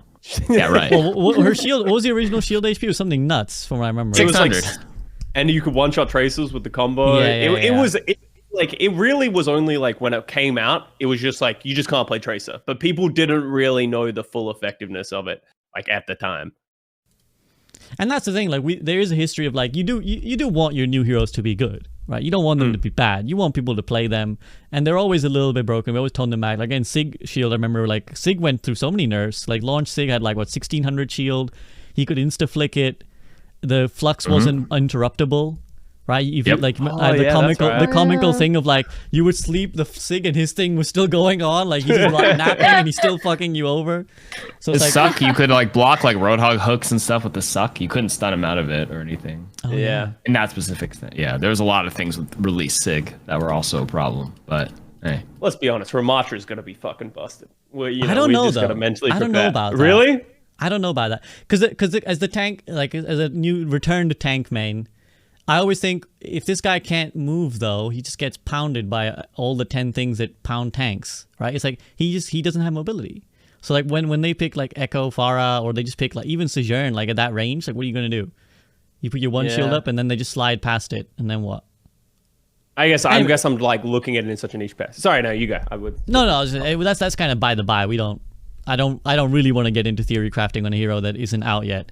I do want to dwell a little bit on the point you made, Custa, about, you know, like at the end of the day, who's playing the game and where's the money coming from? Because this is like a bitter pill that probably most of us have to swallow. Because again, here's the thing. Even if you are listening to this podcast and you're bronze or you're gold or you're silver or whatever you are, you're still already in the like small percent, right? Because the very nature of the fact that you're listening to this podcast and you're engaging in like discussions about the game at this kind of deep level, although we're pretty stupid. It's like you like at the end of the day, the average consumer will watch, logs in for like a couple hours in the weekend, doesn't consume Reddit, doesn't consume YouTube content or Twitch content, plays a bit and logs off. And like as content creators, like there's a lot of frustration that comes, and I 100% feel this. Like I felt this yesterday, where I was just like, oh, this is so annoying, it's so frustrating. It feels like the experience of someone who plays this game, I don't know, 4 hours a day, even not even that, like even less than that. Let's say someone who plays like 10 hours a week is largely secondary to someone who plays a couple hours a week, but is in terms of number the greater portion. But then when you look at the decisions that get made, that it makes sense, right? Like you think about, for example, I was thinking about like the map pools. I know Deku, you've been a big anti-map pool person, and it's like, well, on the face of it, you're like, why stop the map pools? Like, why stop players from playing all the maps that you have? But then you realize, well, yeah, but remember that for the majority of players, especially if they're new, all the maps are new to them, right? Like all the maps are new, and if they're returning after a long time, there's already like 4 or 5 new maps. So if you give them the full roster of all the maps, every single game they're gonna be like, I don't know this map, where am I going? Like, you know, because we have that when we get a new map, we're like, where are you go? I don't even know on this map. Is there a mega here? What? And like that would be the experience for those players all the time, right? Where they're never getting to learn the map. So narrowing the map pool means that for the players who don't play that much, they actually get time. And then it's the same thing when you think about the balance, right? Obviously, I know they've had technical issues with the patch, right? The patch wanted to go out sooner and it couldn't. But even when you think about like, well, why is this mid-season patch and then an end-of-season patch? Like, why not patches every week? Because that's what we were getting in the beta, right? In the beta, we got patches like every few days, and it felt like we were being listened to all the time, where it was like, guys, I don't know about supports. Oh, you're worried about supports? Here's a snap kick, and Bap has like a big burst heal now, okay? And Mercy, you know what? Here's the 3rd super jump iteration of Mercy. Please play support. Don't you like supports now? But that was because I think that was more of a logistical thing, wasn't it? Just because like if it's PC only, they can just iterate and just push out a build instantly. But because it's a live service game across all the consoles, there's just logistical like setbacks that's going to stop that from happening. That's true, and that's a very good point, actually, something that a lot of us forget, myself included, about console practicalities. But even I think if they could, I don't think they would, because I think that like that was for, the beta was for like a set group of people, again, the sort of core, like who's going to play the beta, the core engaged community. Whereas again, like the danger of patching too often for a normal player is you played once a week, you log in, and it's like something's new. And you're like, what the hell? They changed this guy? Sojourn doesn't one-shot anymore? What? Like, last week she did, and now she doesn't? Oh, and they deleted Roadhog? What is this? I was just starting to get good at this hero. So it's like, if you start patching every week as well, I think it like adds to that whole, this is overwhelming for a new player or someone who doesn't play that often. Whereas we play like, you know, some of us play like 8 hours a day or something. Not me, but... So we consume in a week what someone might consume in a season. And so for us, like the frustrations compound very quickly, where it's like, because again, in like 2 days, I'm like, I'm sick of this Roadhog shit, dog. I'm sick of this getting hooked every day. But for a normal player, they're just like, they don't feel it because they don't have that every single game, every single day. I still think oh, you can go. No, you go, Deku. Oh, okay. I still think, going back to map pools, there isn't like too many amount of maps where like a new player would feel like, oh, I don't know this map. Like, I feel like, you know, if you're a completely new player, all the maps are going to be new to you anyway, and you're going to eventually start learning all the maps, and Blizzard's going to release new maps anyway, and you're going to eventually have to learn that map too. So I just feel like right now the map pool is so like small, I just get the same map over and over and over again. But like yesterday, for some reason, I didn't get Paraisu at all until one time at the end of the day. And I was like, that was weird. For 8 hours I played and I didn't get that map. So I don't know, it feels like very redundant, very repetitive with this map pool. Like if all the maps were in, I feel like there would probably be like different comps you could play in other specific maps that aren't in there right now. So it would at least make it more refreshing, you know, for the players. Yeah, but again, that's for the person grinding the game. Again, like how many? What's the number of maps that we have? 10 in the pool. What? In the current like pool was 25. No, there's not 25. I think it's somewhere in the middle. I think it's like 14 or 16. Okay, No, I'm pretty sure it's over 20. We got 3 push. How many hybrids we got? We got Kings Row, Hollywood. 5 hybrids in the map right now? There's like 5 in all the other ones plus 3 push. Yeah, so I think it's like... Maybe like 18? And then when you do control, there's 3 maps in one. Yeah, that don't count. That don't count. Asterisks. Padding the stats. Somebody do the numbers. That was this fucking ad block on this side, dog. What the fuck? There's 36 maps in Overwatch too, total. Yeah, but you got to take 2 CP out off the rip, right? Yeah. And are you counting DM maps as well? 19. Okay, it says 19. Someone in chat said 18. I just counted on this thing 19. Like 19 maps is to us not a lot because we've lived and breathed most of them. There's like 4 or 5 new to us. But you look at other games like Valorant. Do you play Valorant or CS:GO? Like the pool is they limit. I think they removed Split. I don't know if I haven't played Valorant in a while, but they removed Split for a while because they thought it was too many maps for people, and they had less than 10. Well, yeah, there needs to be more complexity with those maps, though, right? Like, I agree with you that like it's definitely less maps. CS:GO does the same thing. They only do like a 5 or 6 map rotation, just because like there's a lot of like people need to learn lineups and people need to do that kind of stuff. And I also think fundamentally as a whole, a lot of people make this comparison to like Valorant or CS:GO. Those games are literally designed to be competitive. You don't play those games as a casual for the most part. While I think Overwatch, like, remember, like, I don't know if the number's still true. It probably is with Overwatch 2. There are more console players than PC players. I know that was a number in the past. So it's like, we sort of take for granted how casual our audience is. So it goes back to what SBB was saying of like, I agree. Like they're not designing the experience for people who play as much Overwatch as we do, right? Like they're doing it for the people who are probably going to play like 6 hours of Overwatch max in a week, right? Like, so I agree with the map pool. It gets stale very quickly. It used to be worse when 2CP existed. But I don't see them removing map pools anytime soon or increasing the number. Because again, like if you think 17, and again, like yeah, let's say 6 hours a week, you know, because what's the normal person? Like let's say the normal working Joe is like, you know, maybe not even going to play on the weekdays, only going to tune in a few hours on the weekend. So yeah, like let's say 6 hours or somewhere along that line. 17 maps is way more than what you get in one session. Like in one that combined that weekend, you're never going to get through all of them. Right? Okay, sometimes it repeats on the days and we know how that works. But like you might be playing a new map almost every time, right? And you might never even technically see the same map more than a couple times. So I hate it. Don't get me wrong. I hate it. I get bored. I'm like, new Queen Street again, bro. I just played this. Like, what the fuck? But again, this is the bitter pill, right? This is where like I really have to try and separate me, the player, versus me, the like human who enjoys Overwatch, who enjoys the consumption and like just the general environment of Overwatch. Whereas like when I'm playing yesterday, I'm like, oh, I fucking hate this game. I hate everyone associated with this game. Like I want out of it. I want out of it. And then you like take a step back and you're like, oh, you know, it's a pretty fun game, Overwatch, but like, yeah, there's a lot of people playing this game. Actually, they're having a good time because that's the normal experience.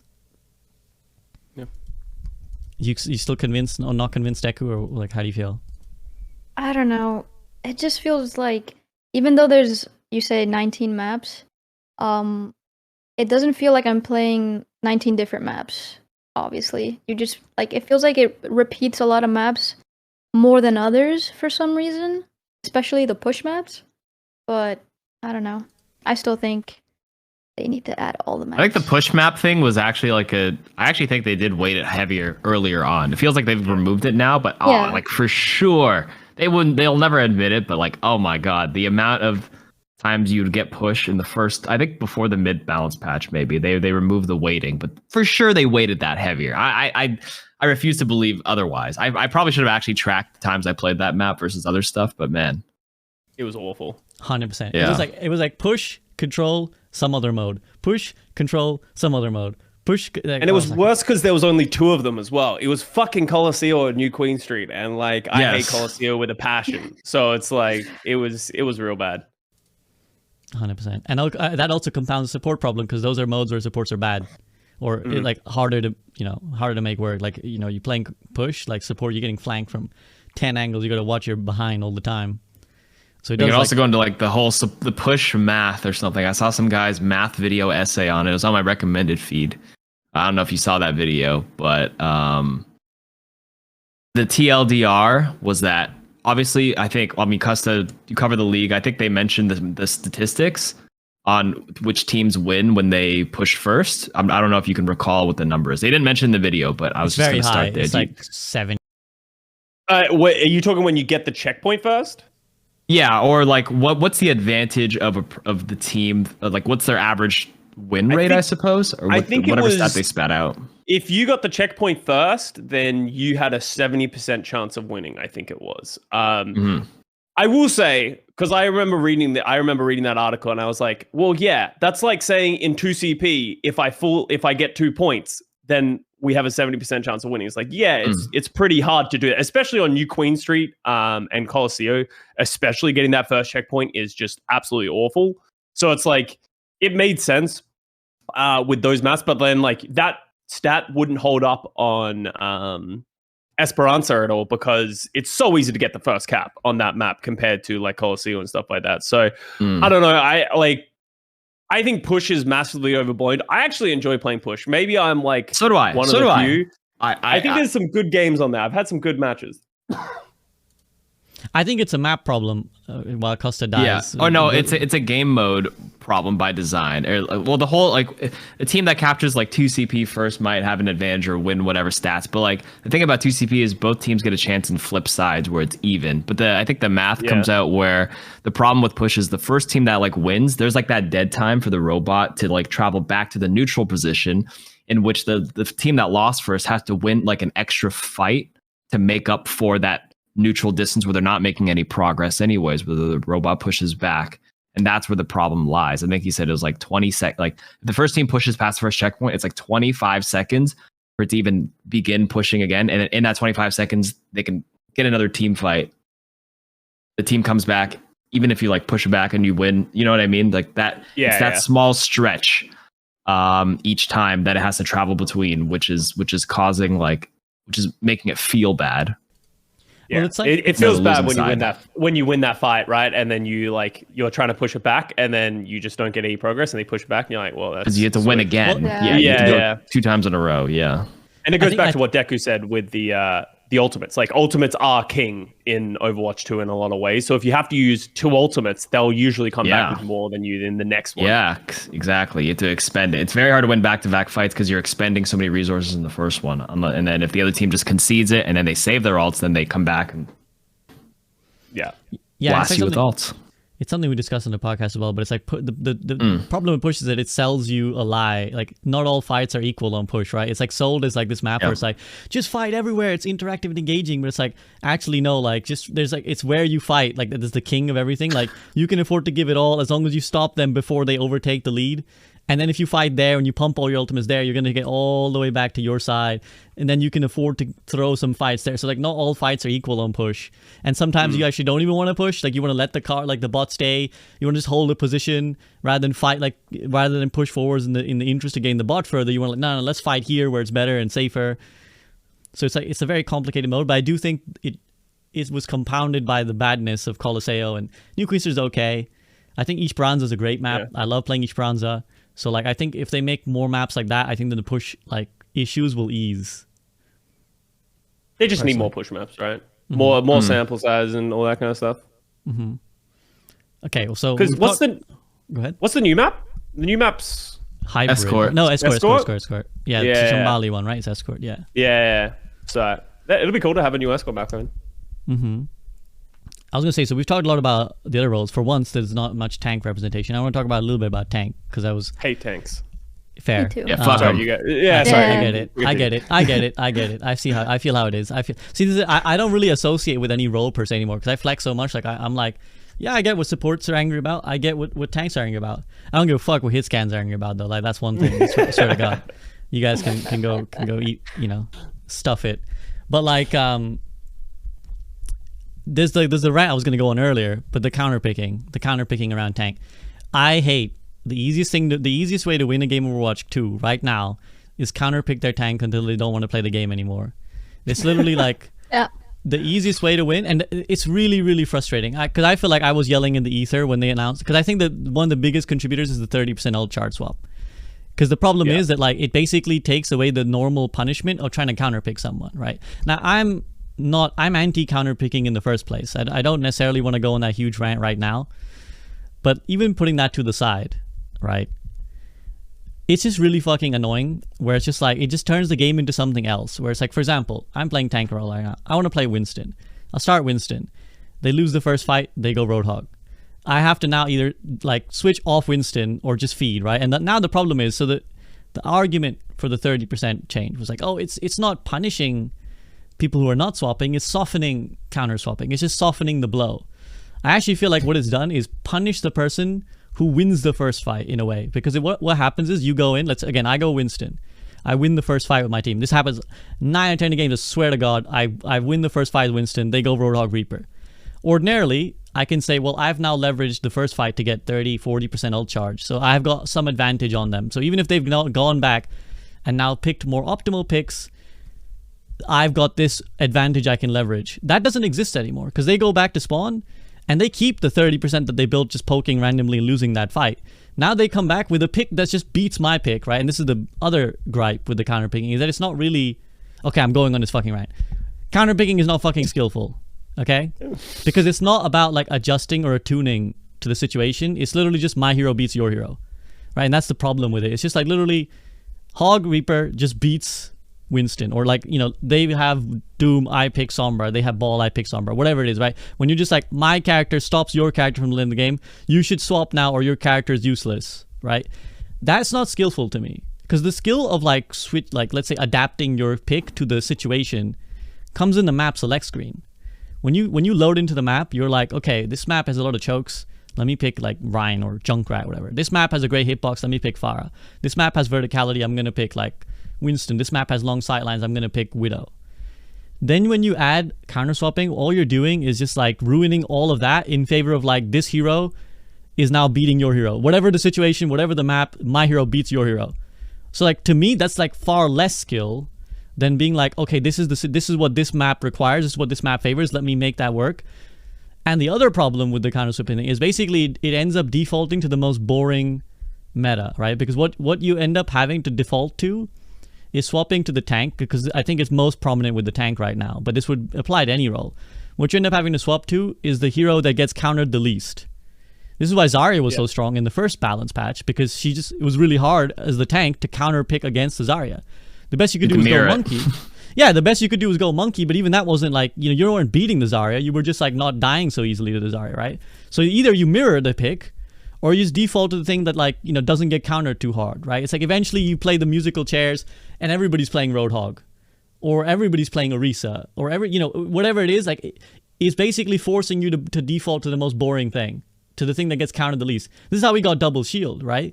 Because the pros, I know you know this, Custa, but like this is what the pros do before the game starts, right? Where they're like, I'm not going to pick this comp, because if we pick this comp, they'll go pick that comp. So let's just stop all the musical chairs. We'll just pick the agreed hard meta that doesn't get countered.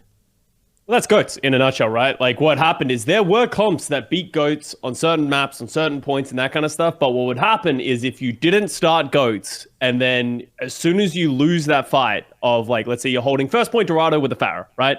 If you lose the first point, then you just lose, because they have ults, they're going to roll through you, you're going to want to switch, and then you're going to stuck with no ultimates, and they're going to win like 3 fights for free.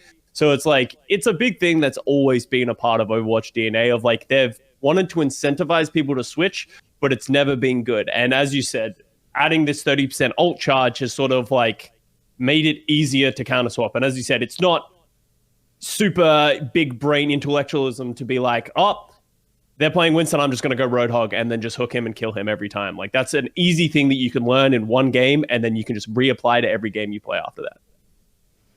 Yeah, I want to keep ranting, so I want to let them chime in, KarQ or Deku, if you got anything to say before I go off on some more. No, I agree with the 30% being really bad for the game. I agree with that. It feels, like you said, it's just counter swapping for tanks all the time. Like you'll roll first fight, and they'll just swap, and you lose the game, or unless you switch and counter swap again. Like, it sucks. I think I don't actually agree with like counter swapping is no skill. I think it requires like maybe in ranked it's coin flip, because maybe the hero that counters it isn't played by that person. In the Overwatch League, where being flexible is part of like the package of the player you get, I think it could be quite valuable. Is that counter swapping, or is that just hero pool though? Those are different things. Well, that's the thing. You don't know what kind of hero pool each teammate gets in ranked, right? So like maybe it is less skill, because it's just a bit of RNG. It's like, oh, they have a ball. Okay, do we have a Sombra player? Everyone's like, I don't play Sombra. It's like, oh. Just hack them, bro. How hard is it? Yeah. I don't know. I've personally, I never minded the hero swapping. Like for me, if I'm playing Ana, but like my team needs a Lucio, it's like part of my job is to be skillful enough to be able to switch to Lucio and still get good value. And I've found that to be okay for me. Not because like I'm bad at Lucio, don't get me wrong, but it's just like it forces me to like get good with more stuff. So I have to be more skillful in order to be able to switch heroes, if that makes any sense. In order to swap, I need to be adept at all this pool, this hero pool. Like having a hero pool is skill.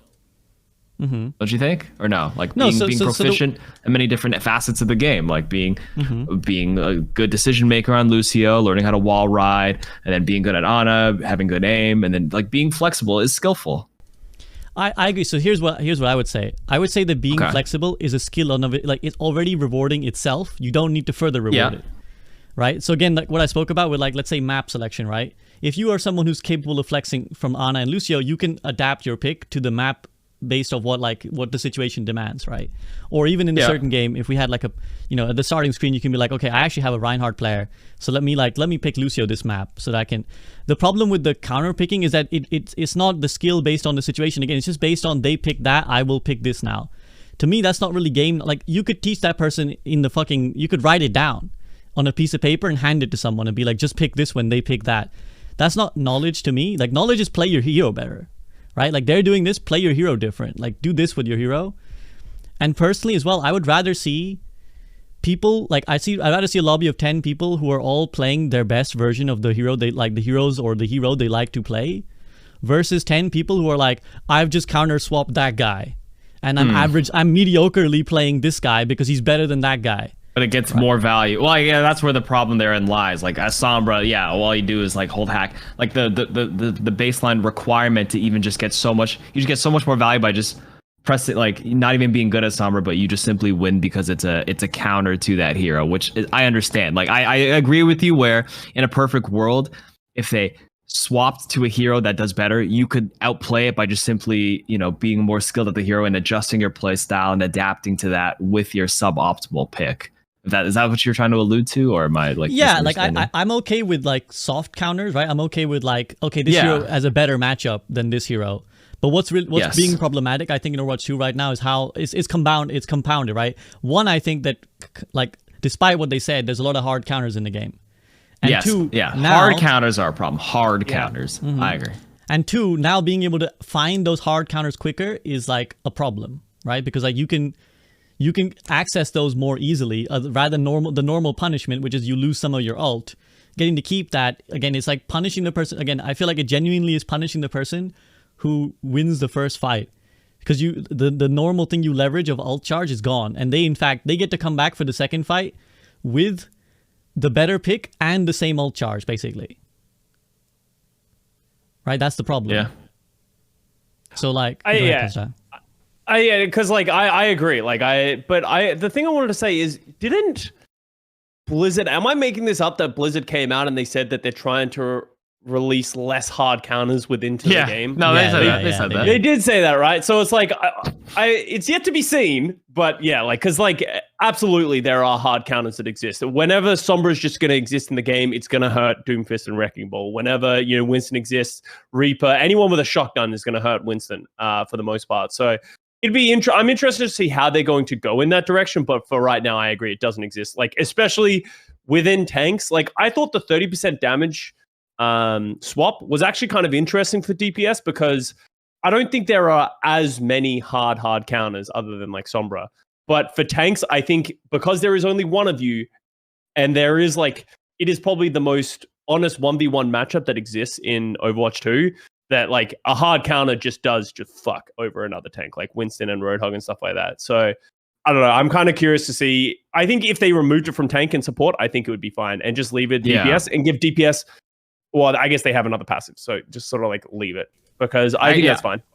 I think you're right. I think it's actually just I think it's amplified in the tank role specifically for the problem. SB, you're mentioning the Roadhog and Winston matchup. I don't really feel the whole counters. Like, if I'm going to pick a support, it's not to counter the enemy support. Maybe sometimes for specific DPS, like maybe a flyer like Pharah or Echo, I will play Ana or Baptiste, or at least pressure them a little bit. But other than that, I usually choose my supports based on my tank first. And if their tank is a problem, then maybe I'll make a slight adjustment for that. But it's like I said, there's only one tank. So like that pure 1v1 matchup when they're like facing each other up front, trying to like take space from each other, like the whole counter picking in that regard is huge. And then the DPS have a different role where like they also pick to counter that single tank. They're the one getting all the stones thrown at right now. Yeah, it's like the flip side of what you guys mentioned earlier, because you were like, oh, if the tank or the Sojourn is diffing, then it's GG. But on the having played the tank a lot now as well, like the flip side of that is like everyone's trying to make your life miserable. So like the minute you're like doing well, like they're like, I will pick the things that destroy you. And that, again, it's like, it's not that they played smarter around what you were doing. They're just like, my hero stops your hero existing. So I agree. Like, I think it could be fine on DPS, but then you have to tone back or just not create tank buster heroes like Sombra or Reaper, right? Who thrives specifically on like just murdering X role. Because obviously, like, you guys aren't getting hard countered on support a lot, right? It's not very rare, I think, someone would be like, Sojourn. Yeah. No, but I don't think they're ever going to be. I don't. For the most part, I don't think they're going to be like. That's the one. No. I get that, but what I'm saying is, I don't think anyone's ever going to be like, man, they got a Lucio, I got to swap to X to counter the Lucio, right? Like, that's not happening. Yeah. But it is most definitely happening for the tank, and I do see it as a genuine problem, because I think that, like, if you're going to say the one tank is like this star role, like everyone, like all the pressure is on this guy, and then you're like, well, let's make the game about screwing this guy over, like, you're going to like alienate that role again. And this again, anytime you buff Roadhog, all the Roadhog mains appear, and they're like, lol, Yeah. let me run around with the fucking. tank, if we could place like a value on the piece, like your tank is like your queen, and like everybody else is like, you know, the I don't know, the bishops or knights or whatever. Like You're the really tank good at has chess, the highest KarQ. HP pool. No, I'm terrible at the game. There's a. I just like to use it as like a more tactical way to like, you know, metaphorically explain some things. But you know, your tank is the most valuable piece. Like if you trade 1-for-1 and it's like your tank for their, like, I don't know, their Lucio, what's more valuable? You could still, because your tank is still alive in the other team. Like you can take more space and you can do a lot more. The 1-for-1 is not equal in that regard. 100%. The one thing I like So as the well tanks say, get picked on, yeah. because the one I know I already anticipate the counter argument is going to come where people are going to be like, well, SEB, what if they run Pharah and you don't have anything that shoots up? Now what? Checkmate, bitch. It's like, yeah, but the problem with that, like the problem there is not to do with counter swapping and the need for counter swapping. The problem is, this is another slight tangent. This has nothing really to do with season 1, but I'm on one right now. It's a problem of like the first fight in Overwatch is a lottery. Because you don't know what they're gonna, like, you're guessing, like, or you don't even guess, you just play, and then you turn up, and you both meet in the middle, and you're like, oh shit, we don't have anything that shoots up, and they have a Pharah now. Like, and the problem is, like, that can already cost you on certain maps, like, a lot. So, for example, I think Eichenwald is a great example, like, Eichenwald A, where, like, a lot of people do run, like, choke spammy stuff, where it's, like, Mei, Junkrat, because you can wall off that little bit, but it's also a great map for Pharah. So people just run out Pharah, and you're like, we don't have anything that shoots up, GG, we lose the first point. And people are like, well, this is why the counter swapping thing is great, because then I can go swap the thing. No. The problem is that you had no access to information that they were going to run a Pharah at the start of the game, and you lost the first point for free. That is, in my mind, the fundamental problem that needs to be changed. A whole other tangent of, like, you know, draft system and whatever. But I think that's actually the reason why people sometimes are like, we need the counter swapping, or we need the ability to swap and stuff. But, like, I think it's a problem in of itself that you can just lose a first point for free if they just happen to run out on a thing that you didn't have an answer to. Custa, you're muted. It has the issue as well of if they go Pharah for the first point, they win it, and you're like, well, shit, now I need to go hit scan, and then they just switch away from Pharah. That's another problem with, like, the passive DPS passive. I think it's okay for DPS, as I said, but it creates this, like, weird scenario in which, like, swapping isn't valuable, but also is valuable, as you said. So I don't know. Like, I just think giving everyone 30% passive, that's something that they should revert.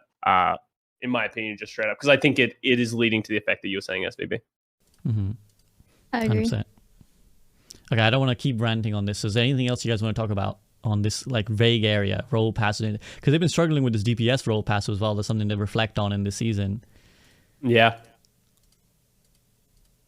Any so, okay, Deku, how do you feel about the DPS passive and then the kind of the various changes it's gone through? I mean, it's just that, like, you move a little faster right after you get a kill, And you reload faster. and you reload faster. Honestly, it hasn't really affected me. I don't even notice it.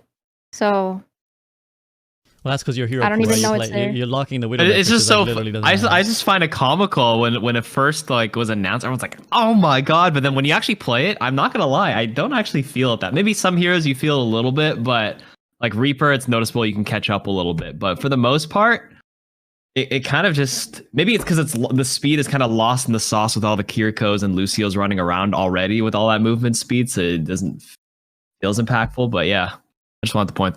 Just a funny interjection there. Don't feel I it. like it. I'm the same. Never noticed it. Sorry. I like it for Ashe when she reloads her gun. That's useful. But I don't really play like Genji or any of those heroes that like hard dive really. So for me, it doesn't affect me too much. Well, this is the comicalness of it, I suppose. It's like, it really varies on what you're playing. Because I know I've spoken to Odd, and he's like, Odd is like, it's a nerf. Because I don't reload faster, and I move faster, and it's harder to shoot. So it's like, That's it's just, interesting. I think it's like one of those things where it's an attempt. I don't, how do you guys feel? Do you guys think every role needs a role passive? I don't even know if it does. No, I don't think they do. Go ahead, Custa. No, I don't think they do. I agree with you. Right? Like I don't think they do need a passive. Like I think the support one was very necessary for the support. The Ironclad one was also very important for the role. But I feel like they're trying to shoehorn one in when DPS, like the DPS, is there a hole in DPS as a roster that exists? No. So I don't think you need to give it to them. And if there is a hero, like you can't come up with a DPS passive that will blanket help every DPS for the exact reason that we talk about, because every DPS is a very different style, right? Like, how do you have one that helps Widowmaker but also helps Tracer? Like, they're just such different heroes. So I don't know. Just I think that they should just remove the DPS passive, or just leave it. Like, I don't know. People aren't really talking about it because people probably don't even realize it exists. So just like leave it at this point and move on with our lives. Well, I think the problem is that it's creating sneak buffs, right? I think the reason like they had to nerf Genji was because he's a huge beneficiary of the DPS passive. So it's like the community's like, you guys killed Genji, but you know, if the DPS passive is probably playing a part in like what's strong about him, right? And it's like goes under the radar because we don't think about it. Yep. As I said, it's just I'm so indifferent. You know, screw DPS players. if you're getting a trend here of I hate tank and DPS players and supports should rise up. Yeah. No one can complain about the podcast anymore. I got this like Custa just spreading pure propaganda. He wants like half of his opponents deleted. Doesn't care about anyone but his own role. There you go, guys. Okay. So any other parts on gameplay you guys want to mention? If there's anything any burning issues you haven't addressed before we move on to like other aspects of Overwatch 1 Season 1, Overwatch 2 Season 1.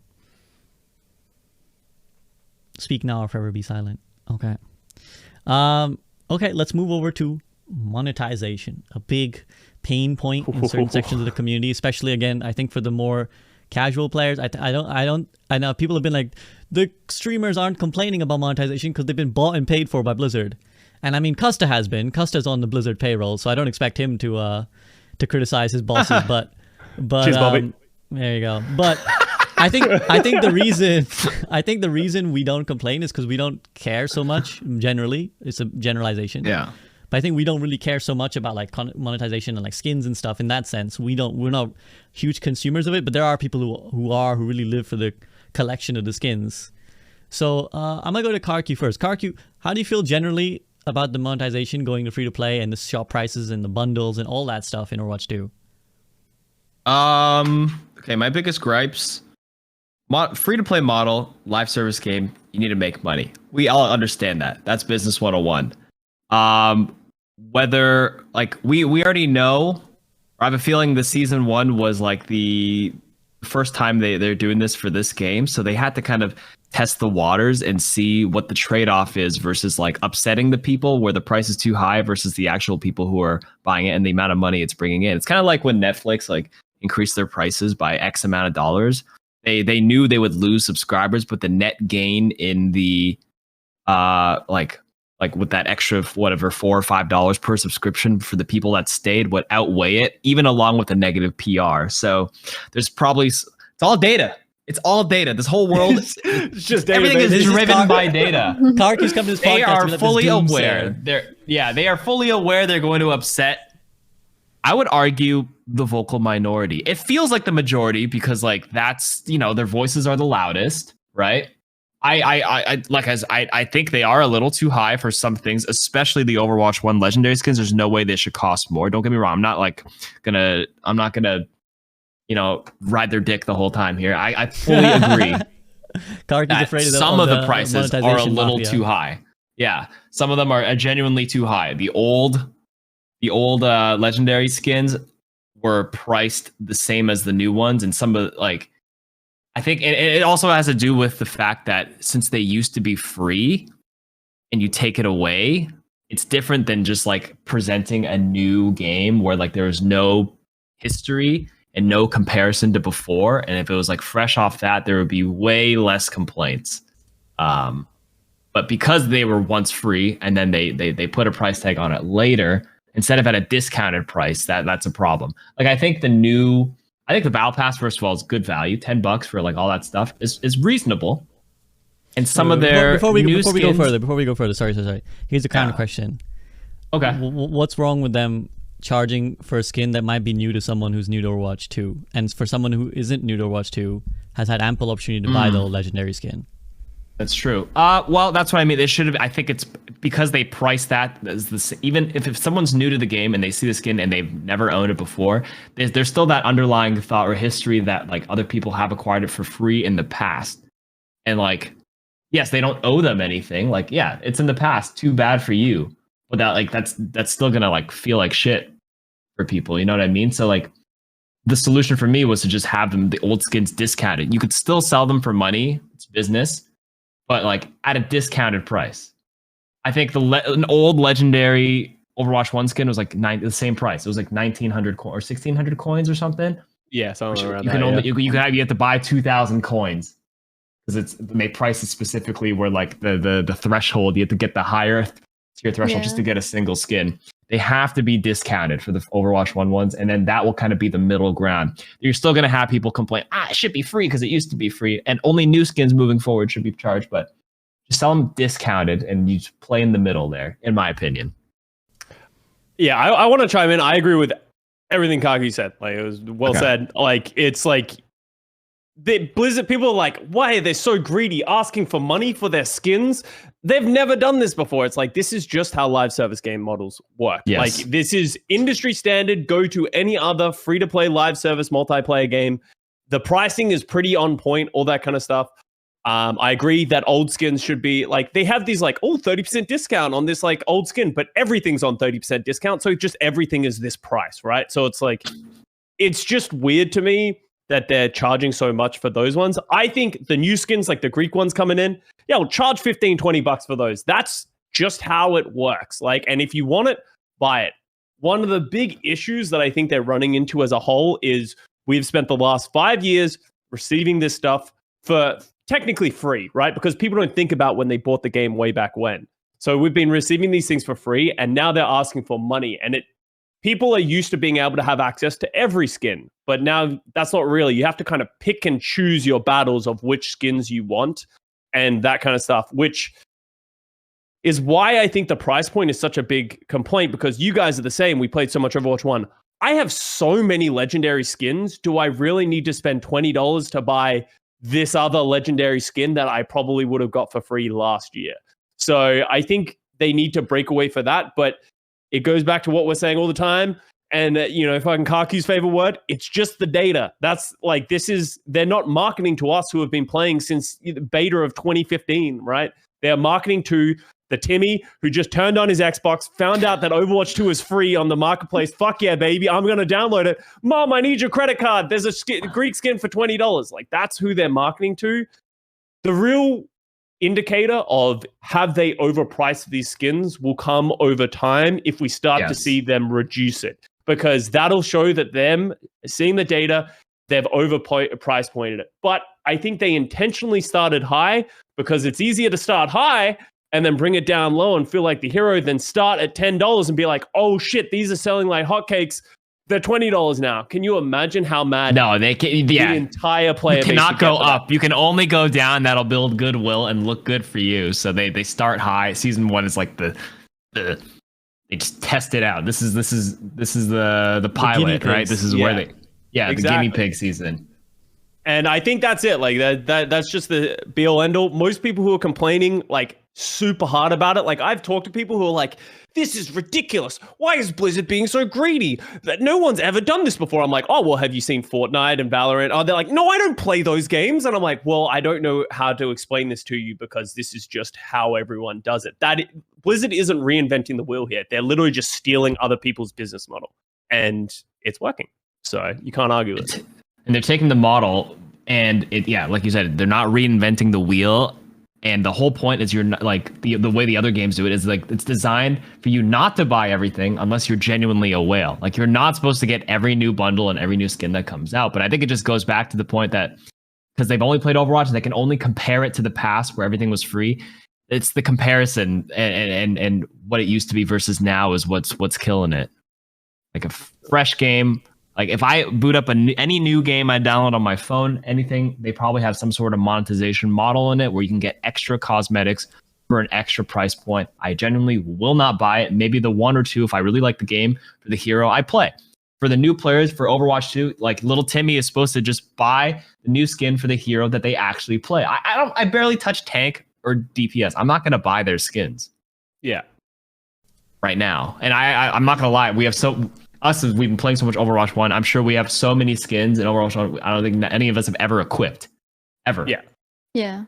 I'm like, that's a cool skin. Not going to use it, but it's a cool skin. Yeah, Like, looks nice. 'cause All right, cool. so many other ones. Moving on. Like, yeah, and that's like the big thing that like just people just have this unreasonable expectation. And I want to go on this rant. Sorry, SVB, and sorry, Deku. I want to give you a chance in the sun as well. But the people who are like, why did they just not add this content to Overwatch 1 and keep it going?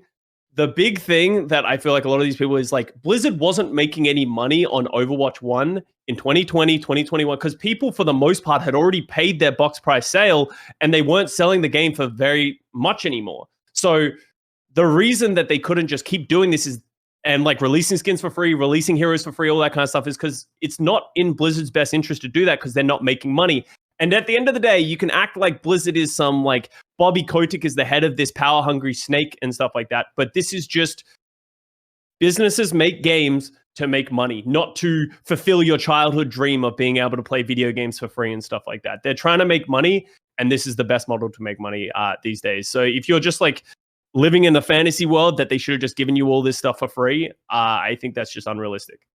Yeah, it's a fine balance you have to walk, and you can always, there will always be these new startups that claim like we will always live and abide by the players, but like you need funding, and in order to get funding, there's shareholders, there's people that invest, and then there has to be a point where you do have to like, you can push back as hard as you can, but eventually there will be a point, and I feel like any new developer, maybe they can hold on for so long, maybe they really stick to their morals, but they'll never be at the scale of like an IP like Overwatch if they like, you know, don't get funding in a certain way, if that makes any sense. Maybe there is a game out there that has done that, but not that Blizzard is a aware. publicly traded company as well. Yeah, it is not exactly. a privately traded company. So therefore, they have to answer to shareholders. So they cannot just be like, oh, we're just going to give this thing away for free, because there are people who have invested ridiculous amounts of money who they will have to answer to for saying, why did you do this for free? And yes. Stuff like that. Look at the balance sheet. Like what are we generating off this? And it sucks that it's profit driven, but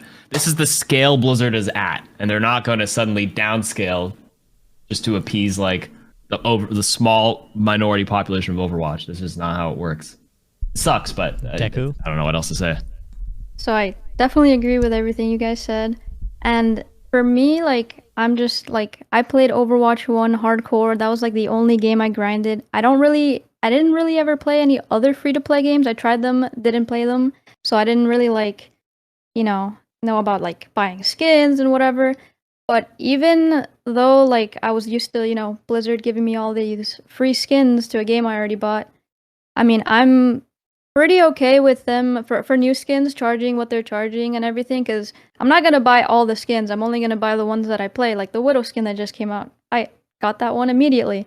But I mean, definitely for like old skins from Overwatch 1, they like you said, they should definitely be discounted at least, because like, yeah, new players, it'll be new skins to them, but like it's an old skin from an old game, so it's like it's not something new technically. And like I'll have all those skins, but someone who's new won't have it, and I don't know. Yeah.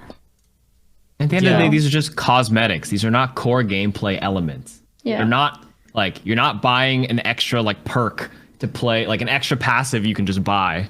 People meme about this all the time. Blizzard's gonna charge and sell you like a new DPS passive for a certain amount. Like, okay, yeah. So, if they do that, then I will actually like. I think everybody like.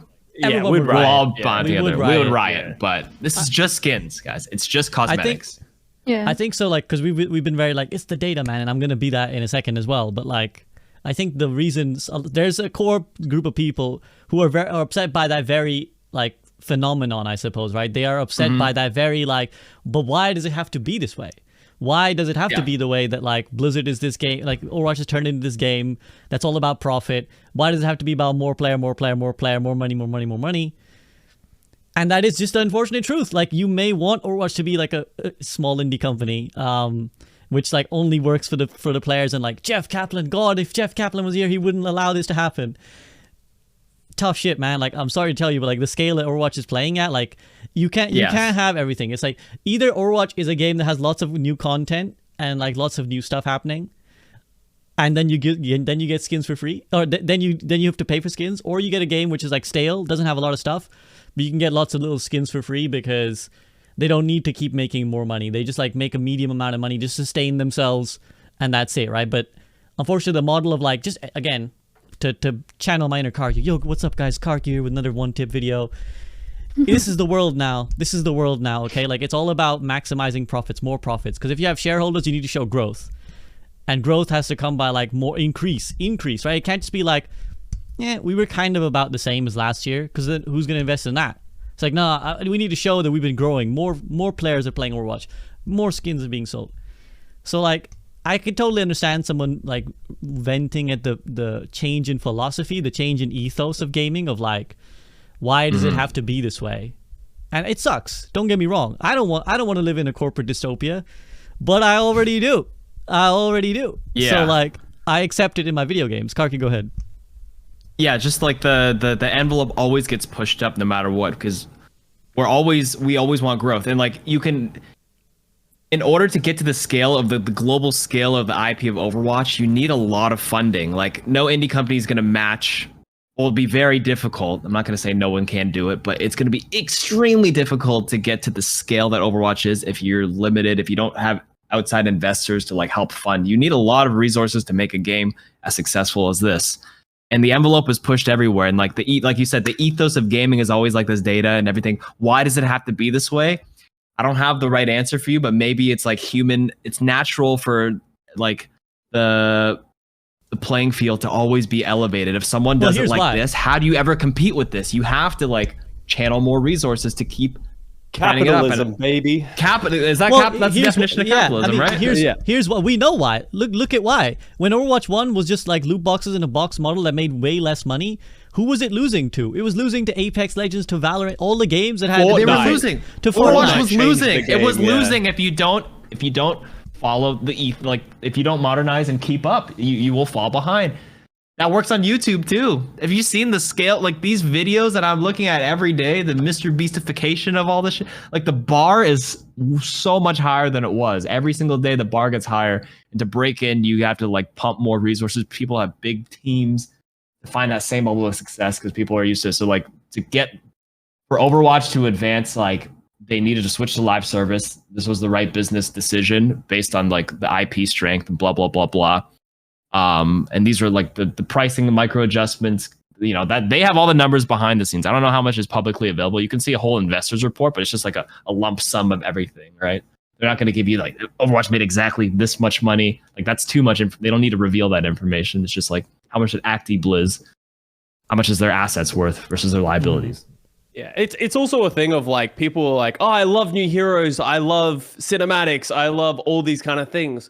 Shit costs money. Like Blizzard employees are like cream of the crop. They are incredible at what they do. They are some of the best in the industry, and they are expensive to run an entire team that is just enormous, that runs out of Irvine, that all that kind of stuff. It's like you can hope that these people would not run on corporate greed and that kind of stuff. But at the end of the day, and this is something that I want to reinforce to people listening as well, is like, you can be mad at Activision Blizzard, but you should not be mad at the employees of the company who work incredibly hard and are just as passionate, if not probably more passionate about this game than you are, because they are the ones putting their time, their blood, sweat, and tears through all the noise to make this game possible. And that's important looking forward into the PvE, because I hope that thing bangs, because that is really like the promised land and the truth of what we're all waiting for, which has probably been the most expensive part of Overwatch 2 that we haven't seen yet.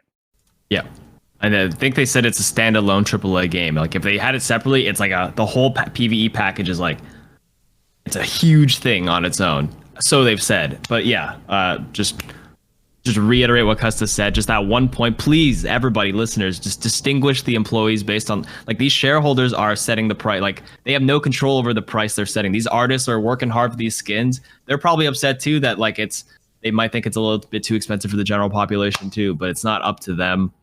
I mean, if it was up to Jeff, I'm sure he pushed back the shareholders, but the shareholders, capitalism, they're gonna, he's gone. Like he couldn't take it anymore, and they do call the shots, the overarching shots, but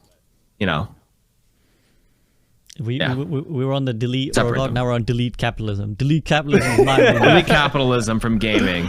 We should build our own society, guys. That's what We I'm should. thinking. We should No just find an roadhog, island. no Build our own capitalism. studio. private. No Yeah, capitalism. we'll make better games. They don't even know how to make games. No, I mean like, again, it's frustrating because you know, people will be like, well, why can't the shop prices be 10 instead of 20? There's another one that's like, it's like you're arguing with the science. You know, this is how we felt with the competitive system thing, where it's like, yeah, but they've done the maths and they know this is how people feel, right? And it's like they've done the maths and they know what the price point is correct. That's like gonna get people to buy it. The one thing I wanna slightly like rant on is like, I don't get why people get so outraged about it. Like, I can get being like, I can totally get looking at the shop skin and being like, $20 for that skin. Nah, fam, I'll Fucking pass. ridiculous. Yeah, I'll pass. yeah, exactly. I feel that way right now. I'm like, I haven't bought a single fucking Overwatch 2 skin because I'm like, $20? That's a cap. No way. And miss me with that. I'm not paying for that. I can't understand though, feeling so moved by it to be like, I gotta go to the forums, post a screenshot of this shit. How dare they charge $20? Like, do you like just take the same example in the real world? Like, do you walk into Gucci and you're like, this is a shiny bag, dude. This is a really nice bag. Priced $1,000 for this bag? You could run over to the store clerk and be like, what is this dog shit garbage you're charging me? Yeah, 1,000? that's what they're It's just a doing. bag. Yes. It's just a bag. I can get a bag from there for... Yeah, but you don't have to buy it. It's a luxury fucking product. You know what you could do? I'll You could buy look at it and be like, you could be like, oh, that was nice. I'm not going to buy it though. And then you move the fuck on.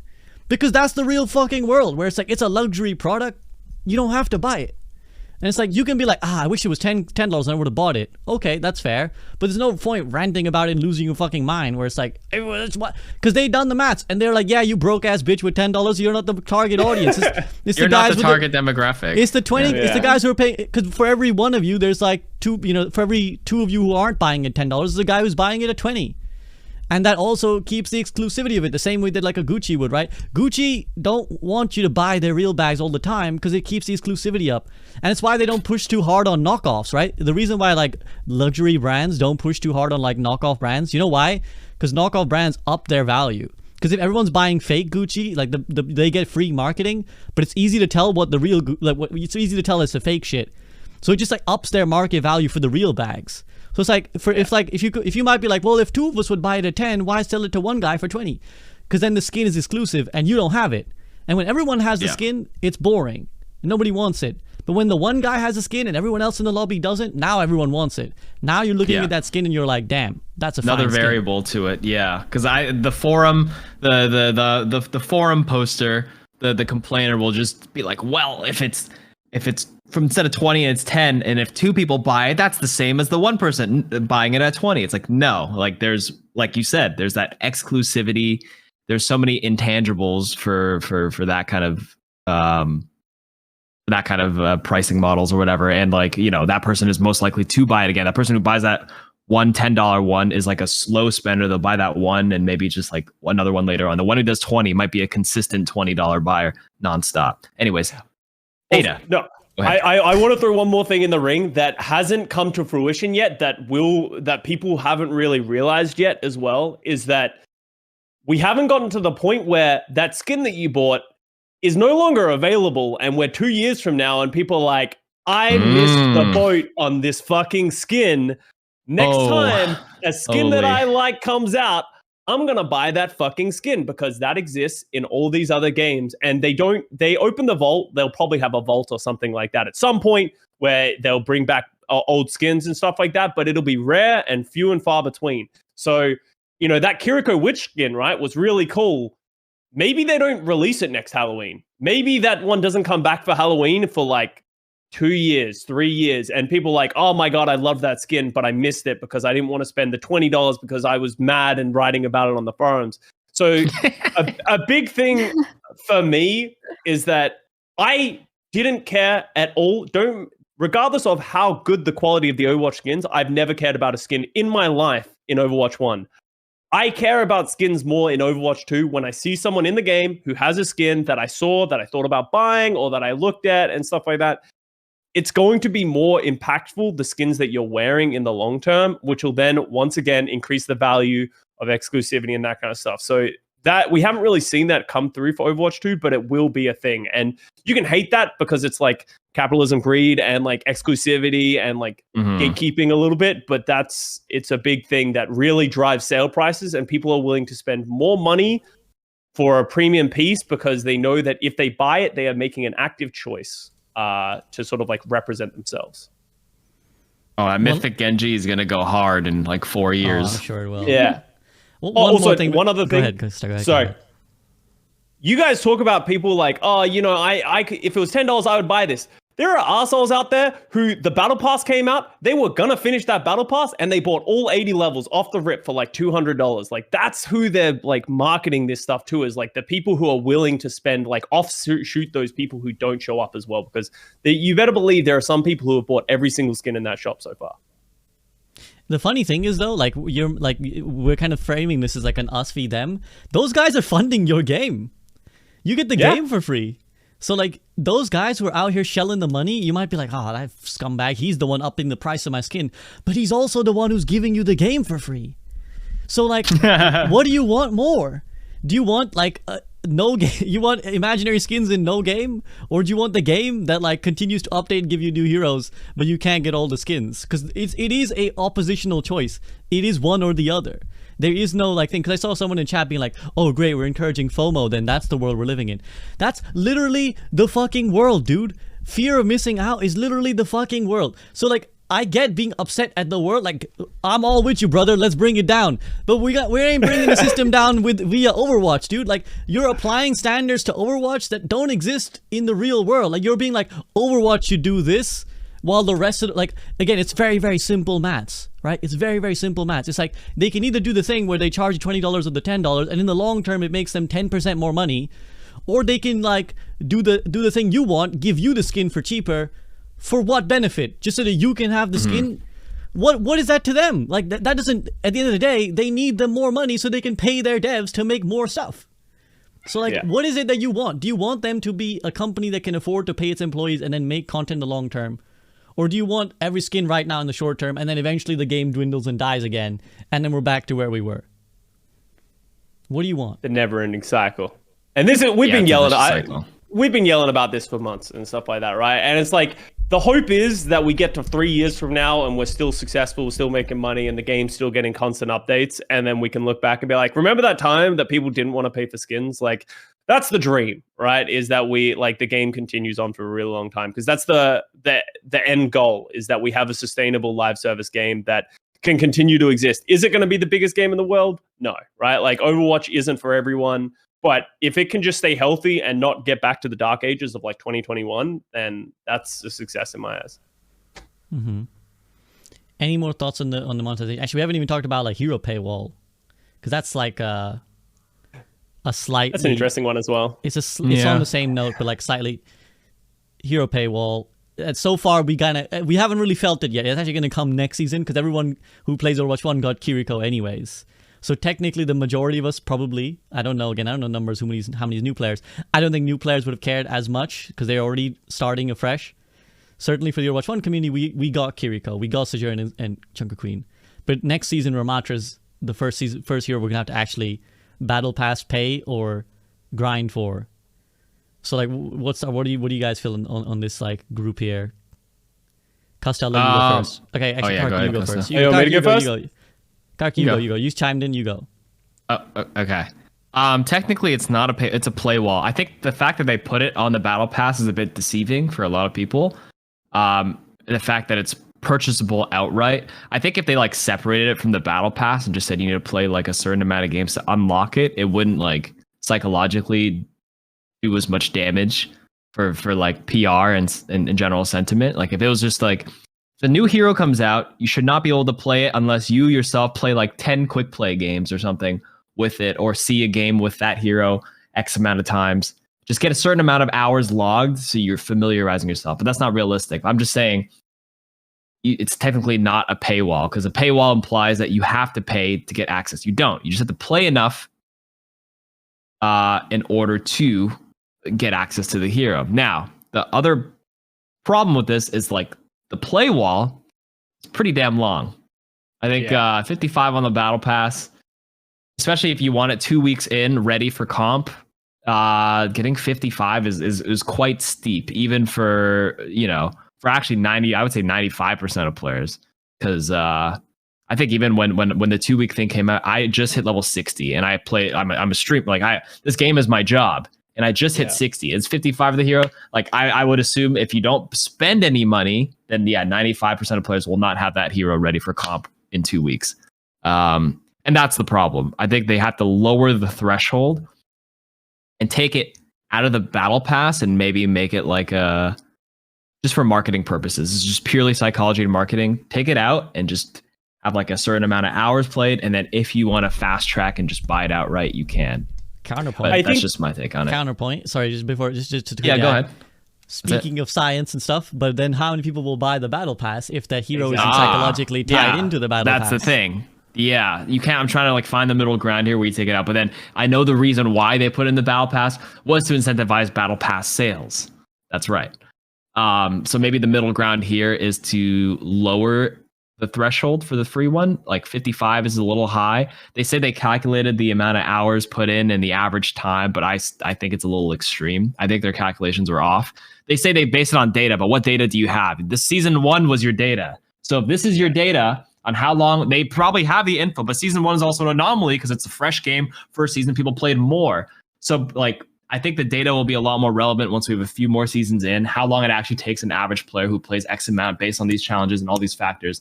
Data will say it took them 30 hours to get full 55, but then the average player plays X. So I'm hoping, wishful thinking, they do lower it. That's all I'm going to say. I don't know what level. Maybe 30, 25, who knows? Yeah, I agree that like that I was going to say as well as like the idea of like they want to put it in the battle pass because they want to get people to buy it. I agree that's too high. I think 30 is like the number that I think people can get to because most people don't even get to 55. Yeah, that's way over half. Like what? Yeah, that's like I don't know about you guys, but like I buy battle passes of other games, and I'm that sucker who I'm like, yeah, I'm gonna buy the battle pass of this game, and then I play it for like 10 hours, and I'm like, nah, fuck this shit, I'm done. Like I do that all the time with like Apex and that kind of stuff, and Valorant, and like that they're the people they're trying to get right. But I made that choice to buy it. I think 30 is the number, especially because it's like a 20% XP boost if you buy the battle pass, which I'm not sure if they're calculating in that as well. So I just think it's just way too long. You don't need to force that level of requirement. I'm curious to see how it's going to work in the long term as well. Of like, they said that there will be a way to unlock a hero from a previous battle pass, but we've never seen what that looks like yet. Is that going to be like a challenge, like you're saying, KarQ? They said there was some challenge. I think. Yeah, I think it's a challenge. It's like play X amount of games. I think. Yeah. So no. So the way I think it was released. Sorry, I'm just going to clarify. I think it was released that basically it's going to work. I think similar to how Valorant contracts work, where basically like you select like let's say you don't have Kiriko, you would select Kiriko, and then you would just like have to win a certain amount of games or play like a certain amount of games, and as you do, you get the chance to play her in like training range or something, like you get to play them a little bit, and then whenever you're winning in the regular modes of Overwatch, you're getting like closer to unlocking them, I think. Yeah, okay, that makes sense. Yeah, but like we haven't seen that yet either, so I'm curious to see what like the long-term effects of like all this like shit is going to be. I don't think it's a big problem that they're behind a battle pass or a play wall or anything like that. Some people are freaking out. But it goes back into it's just data, baby. Like if people are more likely to buy it if they can play the shiny new thing. So you can't be mad at the game. Deku, how do you feel about this? I'm okay with it being on the battle pass. I definitely agree that it's way too high up there for like the free battle pass, because not everyone plays the game as much as we do, for sure. And I don't know, even though like if they lowered it to like how Custa said to like 30, like people will still buy the battle pass to get it instantly, you know? It's not gonna change like the amount of people who get the battle pass, because for the most part, at least for me, I get the battle pass because I want the skins that are on the battle pass, and not really for like the character that's on there. It's just a bonus, you know? Because I'm gonna grind the game regardless and unlock it anyway. I just want those skins. Yeah, but this is one of those funny situations, and I want you to respond to this, Deku. This is one of those funny situations where it's like, we were speaking for the rest of the podcast about how the game is being designed for the guy, for Timmy. I on a side note, I need to rebrand to Little Timmy because I'd get so much free PR. But like the game is designed for Little Timmy, right? And like Little Timmy who barely logs in. And yet this is the one situation where it's the reverse, where actually the grinders are like, I'll get to the level 55 anyways. But like actually the Little Timmy isn't. And that I feel like on a marketing level, I'm not saying I want this, but on a marketing level, is that kind of necessary to like actually the level should be just too high so you start the season, you're like, am I gonna make it to 55 in time? Nah, let me just buy the battle pass, right? I feel like that's almost on purpose, that it's like slightly too high to be realistically achieved, so that it makes that person go, because if it was 30, let's say it was 30 like you said, like the person might be like, I can get that, I don't need to buy this. But like if it's just 55, you're like, there's a lot of good skins and maybe I'll never make it. So what do you think, Deku? I still stand by what I said. I mean, I still think people are gonna buy the battle pass for the skins for the most part, not because they really need to unlock the character, because the people that don't play very often aren't gonna care as much about unlocking like a certain hero to begin with, in my opinion.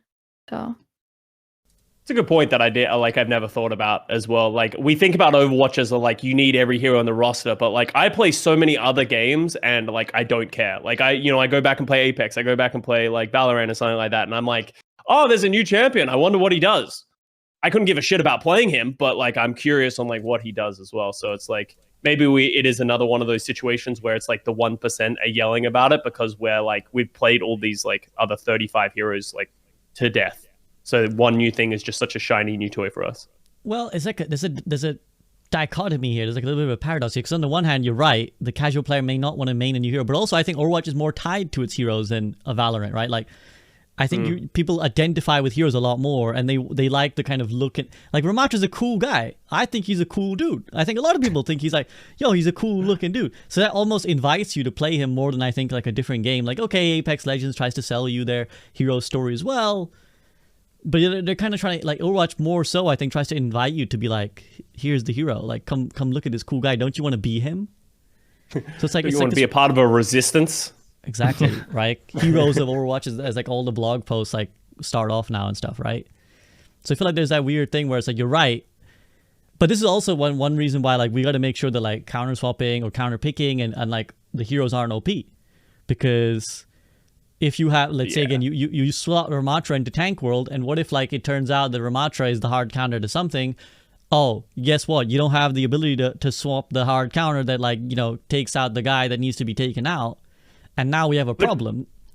Is that us looking through the high-end lens again? Because I would say as soon as you get like below plat, like hero counters don't really matter as much because people 100%. Don't really switch. So it's like it's going back into the thing of like we're talking about like a very small percentage of people that actually affects of like, do you need the entire hero roster from plat and below? Probably not. It's more important than just heroes that you like to play.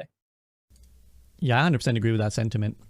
But it is something to consider as well, like moving forwards. It's like, because this is gonna be something we're gonna hear a lot about, because again, I think the high end community are the conspiracy that control the media, right? They control the social media of Overwatch in the sense where it's like all the streamers and content creators are going to be affected by it potentially. And we are going to start seeing well, my tank didn't have Ramatra, GG, right? We're going to start seeing that. So it's something for them to think about. KarQ? No, that's correct. Like, the people will always echo what the streamers and the content creators say too, and I think it is a high level problem, like high end angle, high end lens, and it doesn't matter in the lower ranks. I had a thought, but like I kind of lost it, so I was like, I was ready to say it, but then I got back sidetracked. Hold on, let me think. Wait, what was the topic we just? What did we just talk about just before this? I had something to add, but I forgot now. The level of the battle pass, like what time you get it, and just being. I wanted to add to the point where you said like they put it just high enough where it's unattainable. I think that is 100% true. Yeah. I think it's 100% true. They do that deliberately. But to make you feel like it's impossible, right? Yeah, to incentivize you to spend. But and again, I think people go ahead, finish your point. Oh no, but I'm with Deku in terms of like I only buy it for the skin, but then you also have to put it in the shoes of little Timmy. Like it is out of reach they might prioritize the hero unlock more so than others. And it's also, this game is not Valorant, Apex, League of Legends, where you lock in your hero at the selection screen. So there is more value to having all the heroes available to swap at any time within your role, for that reason. And like maybe people can go back and be like, you're not allowed to play ranked until you have all the heroes in the role you're queuing for. Like if the next two heroes are DPS and tanks, hypothetically speaking, I'm only queuing support, I won't have to like unlock them as a higher price. I'm not as incentivized to do it. But if I'm allowed to, like, if I play 2 years later and two supports came out and I want to play support, then I like click the support, do the challenge, click the other support, do the challenge, unlock them both, then I'll go queue support. I think Anyways, the other thing to add to this as well, like I think Overwatch, the hero release is more core to the game than it is in other equivalent games. I think, like obviously, like Apex will launch a new season with a new hero, but usually there's also huge amounts of other stuff going on. So they'll rotate a new map, they'll make a bunch of changes to the guns, right? And like new guns are legendary, blah blah blah blah.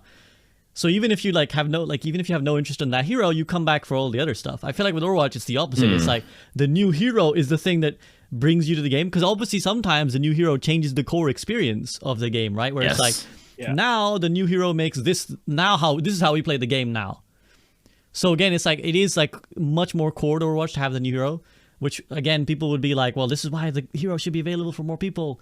Because I think a lot of people listening to this podcast will be like, these guys are such fucking shills, dude. All the time they're like, yeah, the data, the money, the money, the money. I'm used to it, man, at this point. Everyone just like, everyone loves to like act like we, you know, especially like, you know, the Overwatch League people get slammed for this a lot. It's like, obviously we get paid by Activision Blizzard. Not really, because we're kind of like subcontractors to the side. So it's not like we're getting paid directly, but like, it's just, I don't know how to explain it to them in a way of like, this is just the way it works. And like that's the frustrating thing when people say that you're just like selling out, or you don't care because like, you know, you have enough money to buy it and stuff like that. It's just like, this is, in my opinion, the best way forward to have a healthy game. And that's the most important thing for me, right? Like at the end of the day, this game is my livelihood. So it's like, I would want to do everything in my best interest to make it as successful as possible. Yeah, and again, it's like advocating for something that was objectively bad just for short-term gains, which is pretty much your standard corporate greed, but that would like shoot ourselves in the foot, right? It's like, it would eventually cost you your job if Overwatch League failed. Like, it was a dark time, and as I said, 2020, 2021 for like my job of like, we're losing viewership, everything's crashing to the ground. Like that's not good for me. Like even if, you know, like we're getting paid in the short term, like that's not good for me. Like, oh shit, maybe I need to find a new job and stuff like that, right? Like it's a big deal. So okay, Deku, any thoughts on the monetization of stuff we've mentioned, or like the hero stuff? I think this is the best route they can go, because I want the game to always be updated and always have new content. So I think this is the right path.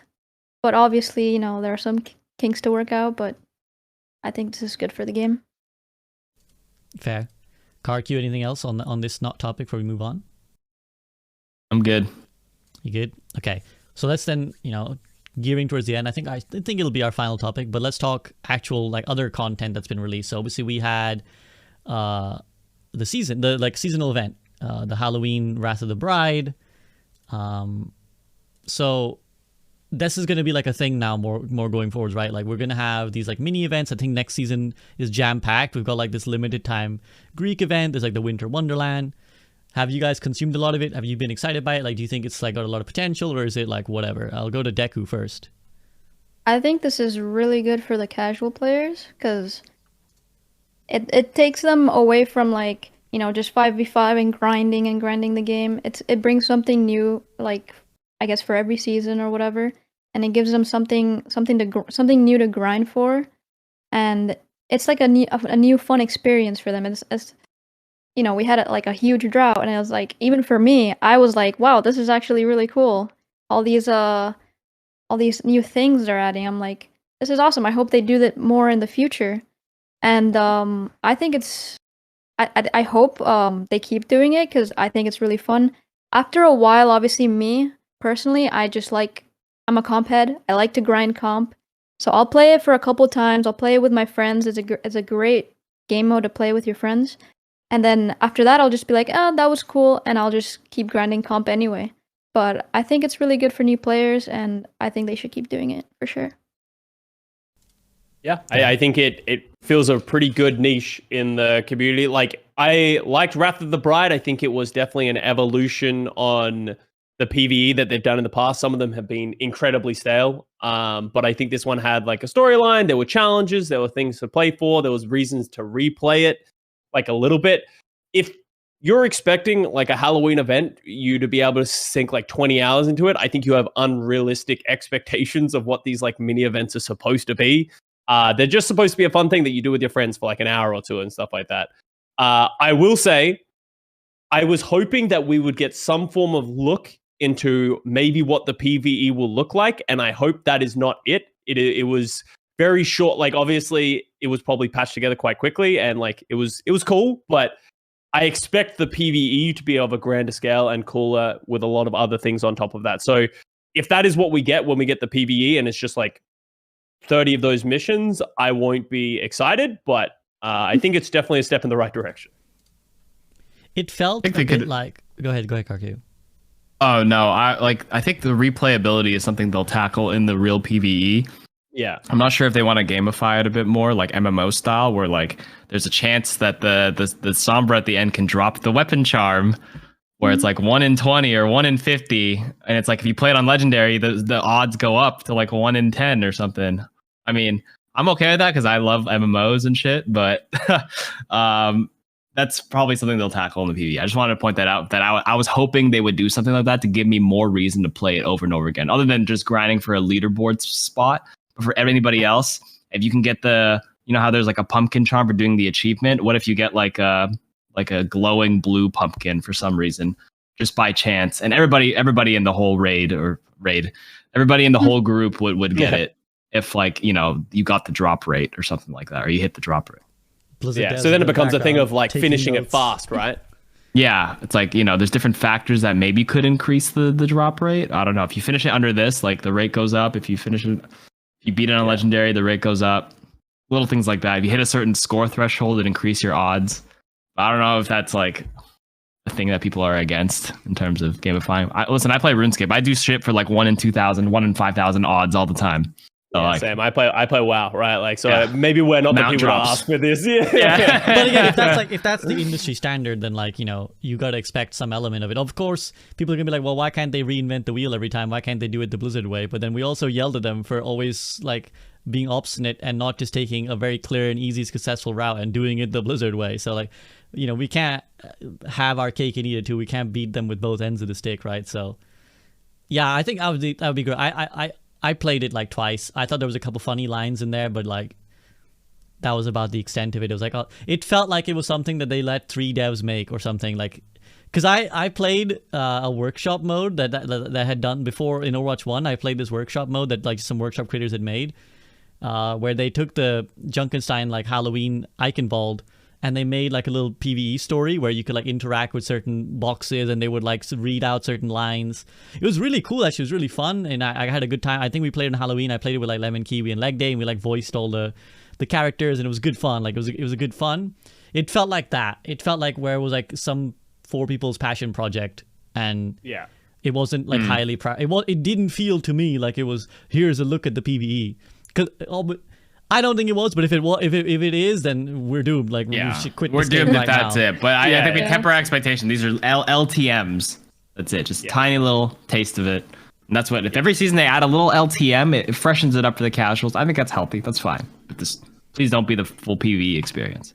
No, and again, if you look at other games like an Apex, like they do this fucking train thing. They just bring it around every like season or whatever, right? Like the fight on the train. I don't even know what it's called.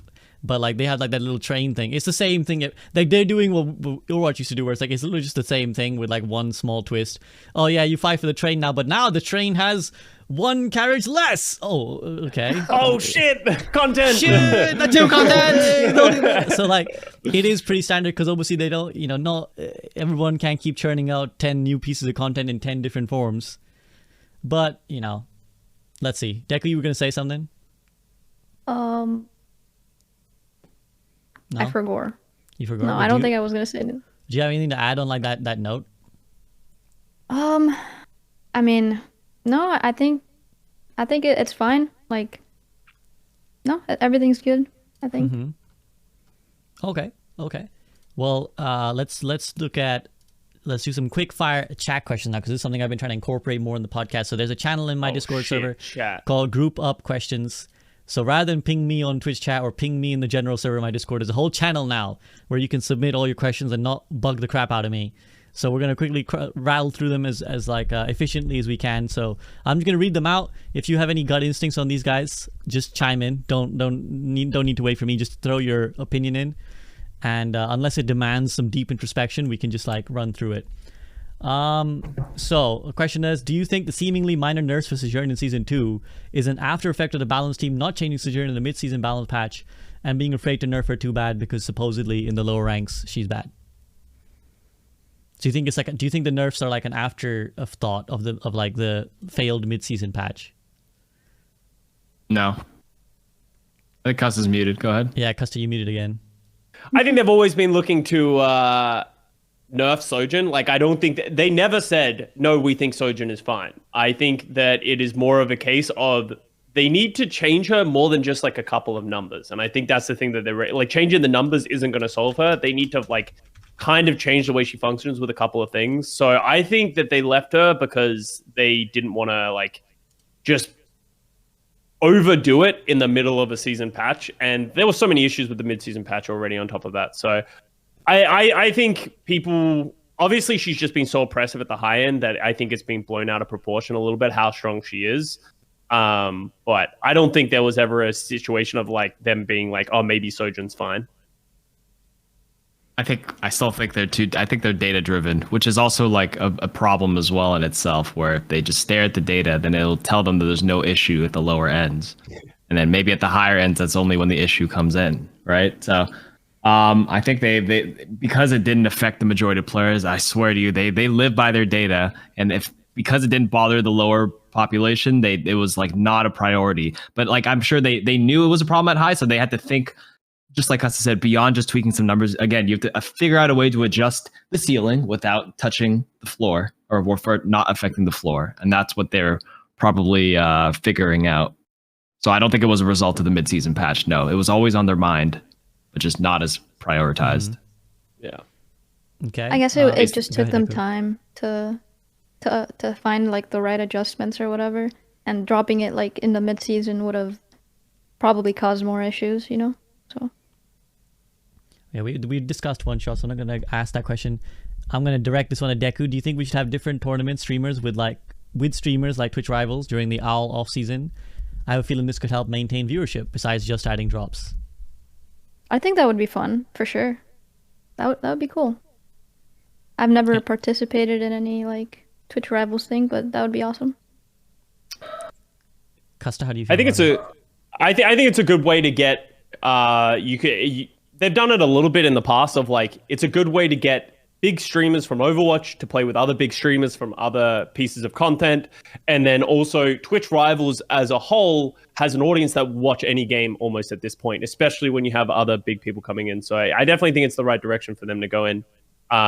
They just like, obviously if Overwatch is going to run these kind of things, they need to be careful because like I watched the Summit Timmy one and I heard that, that was not close from the bits and pieces that I saw. Which is like a big problem when you have a lot of eyes coming in, and it like makes the game look bad if the competition is so one-sided in a lot of ways. That makes sense. I think that's one department where they need to be more cognizant of the community. Like they can do the whole data-driven approach to the rest of the game, but when you're trying to actively go with like this is to engage the community, you can't be like boomer man in suit decides that these two teams are fair, right? Like you gotta get someone who understands a bit better to like decide what events are done and how they're done, because like that honestly does probably more damage than good. Like when you do that, when you host this tournament and then you balance the teams this badly, more people are gonna look at that and be like, "Lol, I'm not playing that game." Then you're gonna probably hurt your brand more than you benefited it, right? Yeah. So like I feel like the resources need to go in the right direction. Like I'm all for that, but they need to make sure they're doing it correctly. Yeah, absolutely. Mm-hmm. Okay, should there be a limit? Because basically the question is, with queue times, the longer the queue time is going, the more it's widening the range of people who could be put in the lobby. Do you think there should be like a hard limit to like how far that stretches, like how far the lobby should stretch to before it finds a queue? this is like a never-ending conversation, and I've actually heard people who say, I would rather wait in queue for longer to get a balanced game, and then they've sat in a queue for a really long time, and they're like, oh, this game sucks, like, it's never putting me in a game. Like, it's a pretty hard balance, because it's going to take time, and there's like, the people who are complaining about this the most, who are waiting in queues, is like the 4600 DPS person who's like dueling with another 4600 player. It's like, I don't know where you expect them to put you, right? Like, there's no, like, there might not be two other 4600 players playing the game right now. So, and then the games that they do get, because they're such good players, they get placed with like diamond players, because that's the only way the matchmaker can balance it against them. And then they complain about that. So it's like a vicious cycle. I don't know if that happens at low ranks where you get like stupidly high queues. But like, what's the kind of queues that like you've got in SVB? Because you've been climbing, like, is it like Masters? Is it okay? It's gotten real bad now. I got to Master 1, and I felt also because I play on EU, it was like 20 minutes. Yeah, and that's a problem, right? Like, as soon as you go over 10 minutes, I think that's a problem. It was fine. Especially It was fine in Diamond. It was fine when I was in Diamond. The higher I got in Master, it started like it just couldn't. Yeah, interesting. That's sort of my take on that whole thing. Is like there's not a perfect balance. People are going to complain regardless of which side you go. Okay. Okay. There's a lot of questions, and we don't have that much time left. I don't want to keep these guys forever, so I'm gonna skip over even some good questions because they're probably gonna be too lengthy. Okay. Questions on Mei and Sombra. You guys have any thoughts on like Mei or Sombra? Because I had Fitzy for the rank gauntlet, and those were his two hero pools. Like, man, was he miserable. He was not having a good time. So like, there's a couple of outlier heroes like at the moment, to be honest. Like Symmetra is another one of them. Like, do you think that some heroes will always be like outliers, or like, is there some way to make them feel better? I think it's by just the design. nature. Go ahead. The nature. Yeah. I think it's just the nature of their playstyle, I guess. It's not Agreed. as flashy, you know? It's not as straight to the point. You have to play differently, and it's balanced differently. I don't know. Yeah, when you're like playing, like, those heroes by kit and by design are just a product of, or are going to be subject to like how the meta, like when you're playing builders like Torb, Sim, is Mei even a builder? I mean, you build a wall, sure, but like, that playstyle is just so different. They're always going to be outliers, in my opinion, just by the nature of their kit. And they either, like, they're literally one buff or one tweak away from being super annoying or super oppressive, or like not useful at all. Like Mei was really, I mean, I think they've done a pretty good job over the years. Like, if you guys remember season 1 or season 2 Torb Sim, like, oh my god. Yeah. Like, it was unplayable on attack for a lot of those. But like, they have their place now. They have their niche, and I think there's always going to be niche heroes, unfortunately. I also think that if you buff them out of nicheness, yes, those are the worst times in history. If you ask players, like, what are some of the worst times in history that they played the game, Sombra metas, Mei metas, all that kind of stuff. Because as much as people can say they're fun to play for them, they are not fun to play with or against. And that's fundamentally, I think, their problem, because Blizzard can't buff those heroes to a place in which they get played consistently, because people will just complain. Fair. Okay. Me, Deku, one of them. Anything to add on that? No, good. Okay. Well, then I think I'm going to move that. Thanks for the questions, chat. Sorry we can't get all of them because we're going to run out of time. So I'm just going to move to our concluding thoughts. What are you looking forward to in season 2? Like, in particular with the lens of like what you want them to maybe change or learn from season 1. What are you kind of hoping to come? Obviously, we know Ramatra and new map and stuff, but what are you hoping they'll maybe change or grow from? I'm going to go to Custa first. Looking forward to not having Sojin in my game. Hopefully every time. I'm looking forward to not having Roadhog because Ramatra's going to come in. I'm looking forward to being a support player because that means my queues are going to be really short. Good luck, tank players. And I'm looking forward to getting our first taste of a 9-week shakeup and like content cycle, and sort of seeing how that feels and how many people come back and if people enjoy it. Very nice. Okay. KarQ. Same thing. Just kind of see, this is our first season. I think the interest did wane down the last 2 weeks, myself included. Like, I've finished like after week 7. I'm like, okay, I'm good. All right, I'm ready for the next set. And this is like, it doesn't feel too long. Like I feel like it's already been 2 months. Like, I blinked and it's already over. So I'm excited to see how this first cycle goes. And I'm just excited for them to keep on iterating. And I want them to do a little bit more aggressive nerfing rather than buffing. When you nerf something, something else rises without even having to touch them. So you have to be careful when you nerf something and you buff other stuff or other things to compensate, then that becomes a bit too lopsided.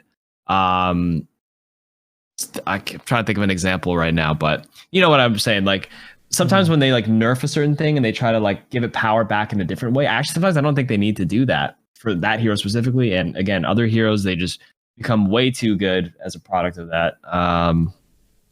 Well, it's happened with Brig a couple times, right? Where they're like, we're going to nerf Brig, but we're going to up her self-healing or something. And then it's like, oh, actually, she's still fine. Yes. They don't need to like, shift power necessarily sometimes at all. Mm-hmm. That's my thing. More aggressive nerfs, I suppose. And then just see what happens to the other heroes and have more than one mid-balance cycle. If you're going to do that, like maybe 2 every 3 weeks. Week 3, week 6, and then it's a 9-week season, right? Yeah. That'd be good. Yeah. So we get 2 in the middle of the season and then 1 end of season, right? As opposed to 1 and 1. Mm-hmm.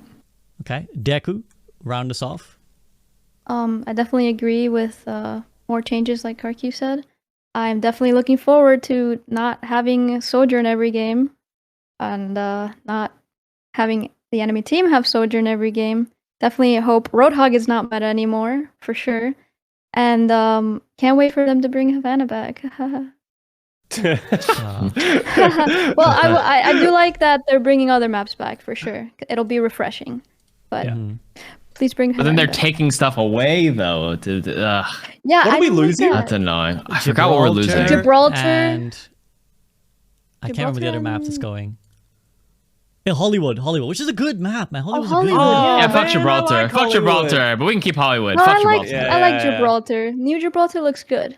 I like Gibraltar as well. I'm getting a real theme from you, Deku, on maps that you like. Anywhere that Widow is viable, all of a sudden, okay, Well, that's my map. The theme is Deku just has awful takes when it comes to maps and food. That's how it is. Ah, Okay, okay. That's how it is. But yeah, anything else than Deku? Other than No. Havana return? No? Oh, please return Havana. Okay. Fair. I think for me, yeah, I mean, it's hard to say. I feel almost like, like my mood swings are like day to day. I'm like the different things. But I mean, I'm looking forward to Ramatra, so I'm happy with that. I think it's odd because I feel like we're in a place now where like 6 months from now Overwatch will be a great game, but we're like the test subjects, and it's like very painful. There's a lot of pain points. Like with the matchmaker and with certain elements of the balance and like the shop or whatever, like there's a lot of pain points. So I'm just hoping to kind of learn and grow quickly, because it's been a mix of like beautifully enjoyable and miserably painful, like at times playing Overwatch 2 Season 1. So I want less of the pain and more of the beauty, right? I want the matchmaker to be better. I want them to iterate on the rank system to be like a bit more engaging for everyone, right? For the grinders as well as the casual players. I just want them to like balance stuff a little bit quicker, communicate a little bit better, because some of the communication again, like, has just been not quite there. So I guess I'm just looking forward to the trajectory of growth. Like I'm trying to be forgiving and say, okay, these mistakes are allowed. It's a new season. It's an early access game. But there's only so long, because next season is like, I feel like next season is quite make or break for the PvP, because the PvE will come and it will deliver. I'm sure. I'm pretty confident that the PvE will be good. But the problem is that from what they've told us, it's not going to be like the end all be all, right? It's not like they're going to release the entire PvE campaign in one drop. It's going to be also tied to seasonal releases. So it's only going to have so much oomph. And the PvP has kind of had its release now. And next time is the last time we get a new hero for a while. Like this season coming up. After that, we don't have another hero for 2 seasons. Which means that like if people aren't interested, if people aren't having fun, they're not going to come back for Season 3. Certainly not for long and not significantly. So like there might be a bit of a drought from now till Season 4 if this new hero Season isn't good. 3 is the biggest test then, with only a new map versus a hero. Because like this coming Season 2, we get the hero and the map, and the next season it's just map, right? So I think so, from what we know. So like that's the real test. So that's why I think they have to be really quick to respond to these things, because like if you, let's say you get it right in season 3, you might not even see an up boost because like people barely will care and come. And obviously, again, if you keep a really long-term picture, well, maybe when they come back for PvE, but like how many times can you alienate an audience, right? It's like, we did that once with Overwatch 1, and now people have come back for Overwatch 2. How many times can you keep pissing people off before they stop coming back, even if it's for new shiny things? So, yeah, I hope that they learn their lessons quickly, and I want it to be a good game, and I don't want to have to complain about it, but I will until I get what I want, because I'm spoiled. Right. Comes with the job. And on that note, we're gonna peace out here, guys. Thank you so much to these guys for joining me. I really appreciate their time. Again, exclamation mark before any of their names. If you want to follow more about them, go show them some love. Please do follow them on all available platforms that you may, and give them your Prime sub. But other than that, guys, anything else to add before I let you get going? Oh, thanks for having me on. Thanks for having me. Thanks, guys, so much. Really appreciate your time. Enjoy your rest of your day, guys. Peace out.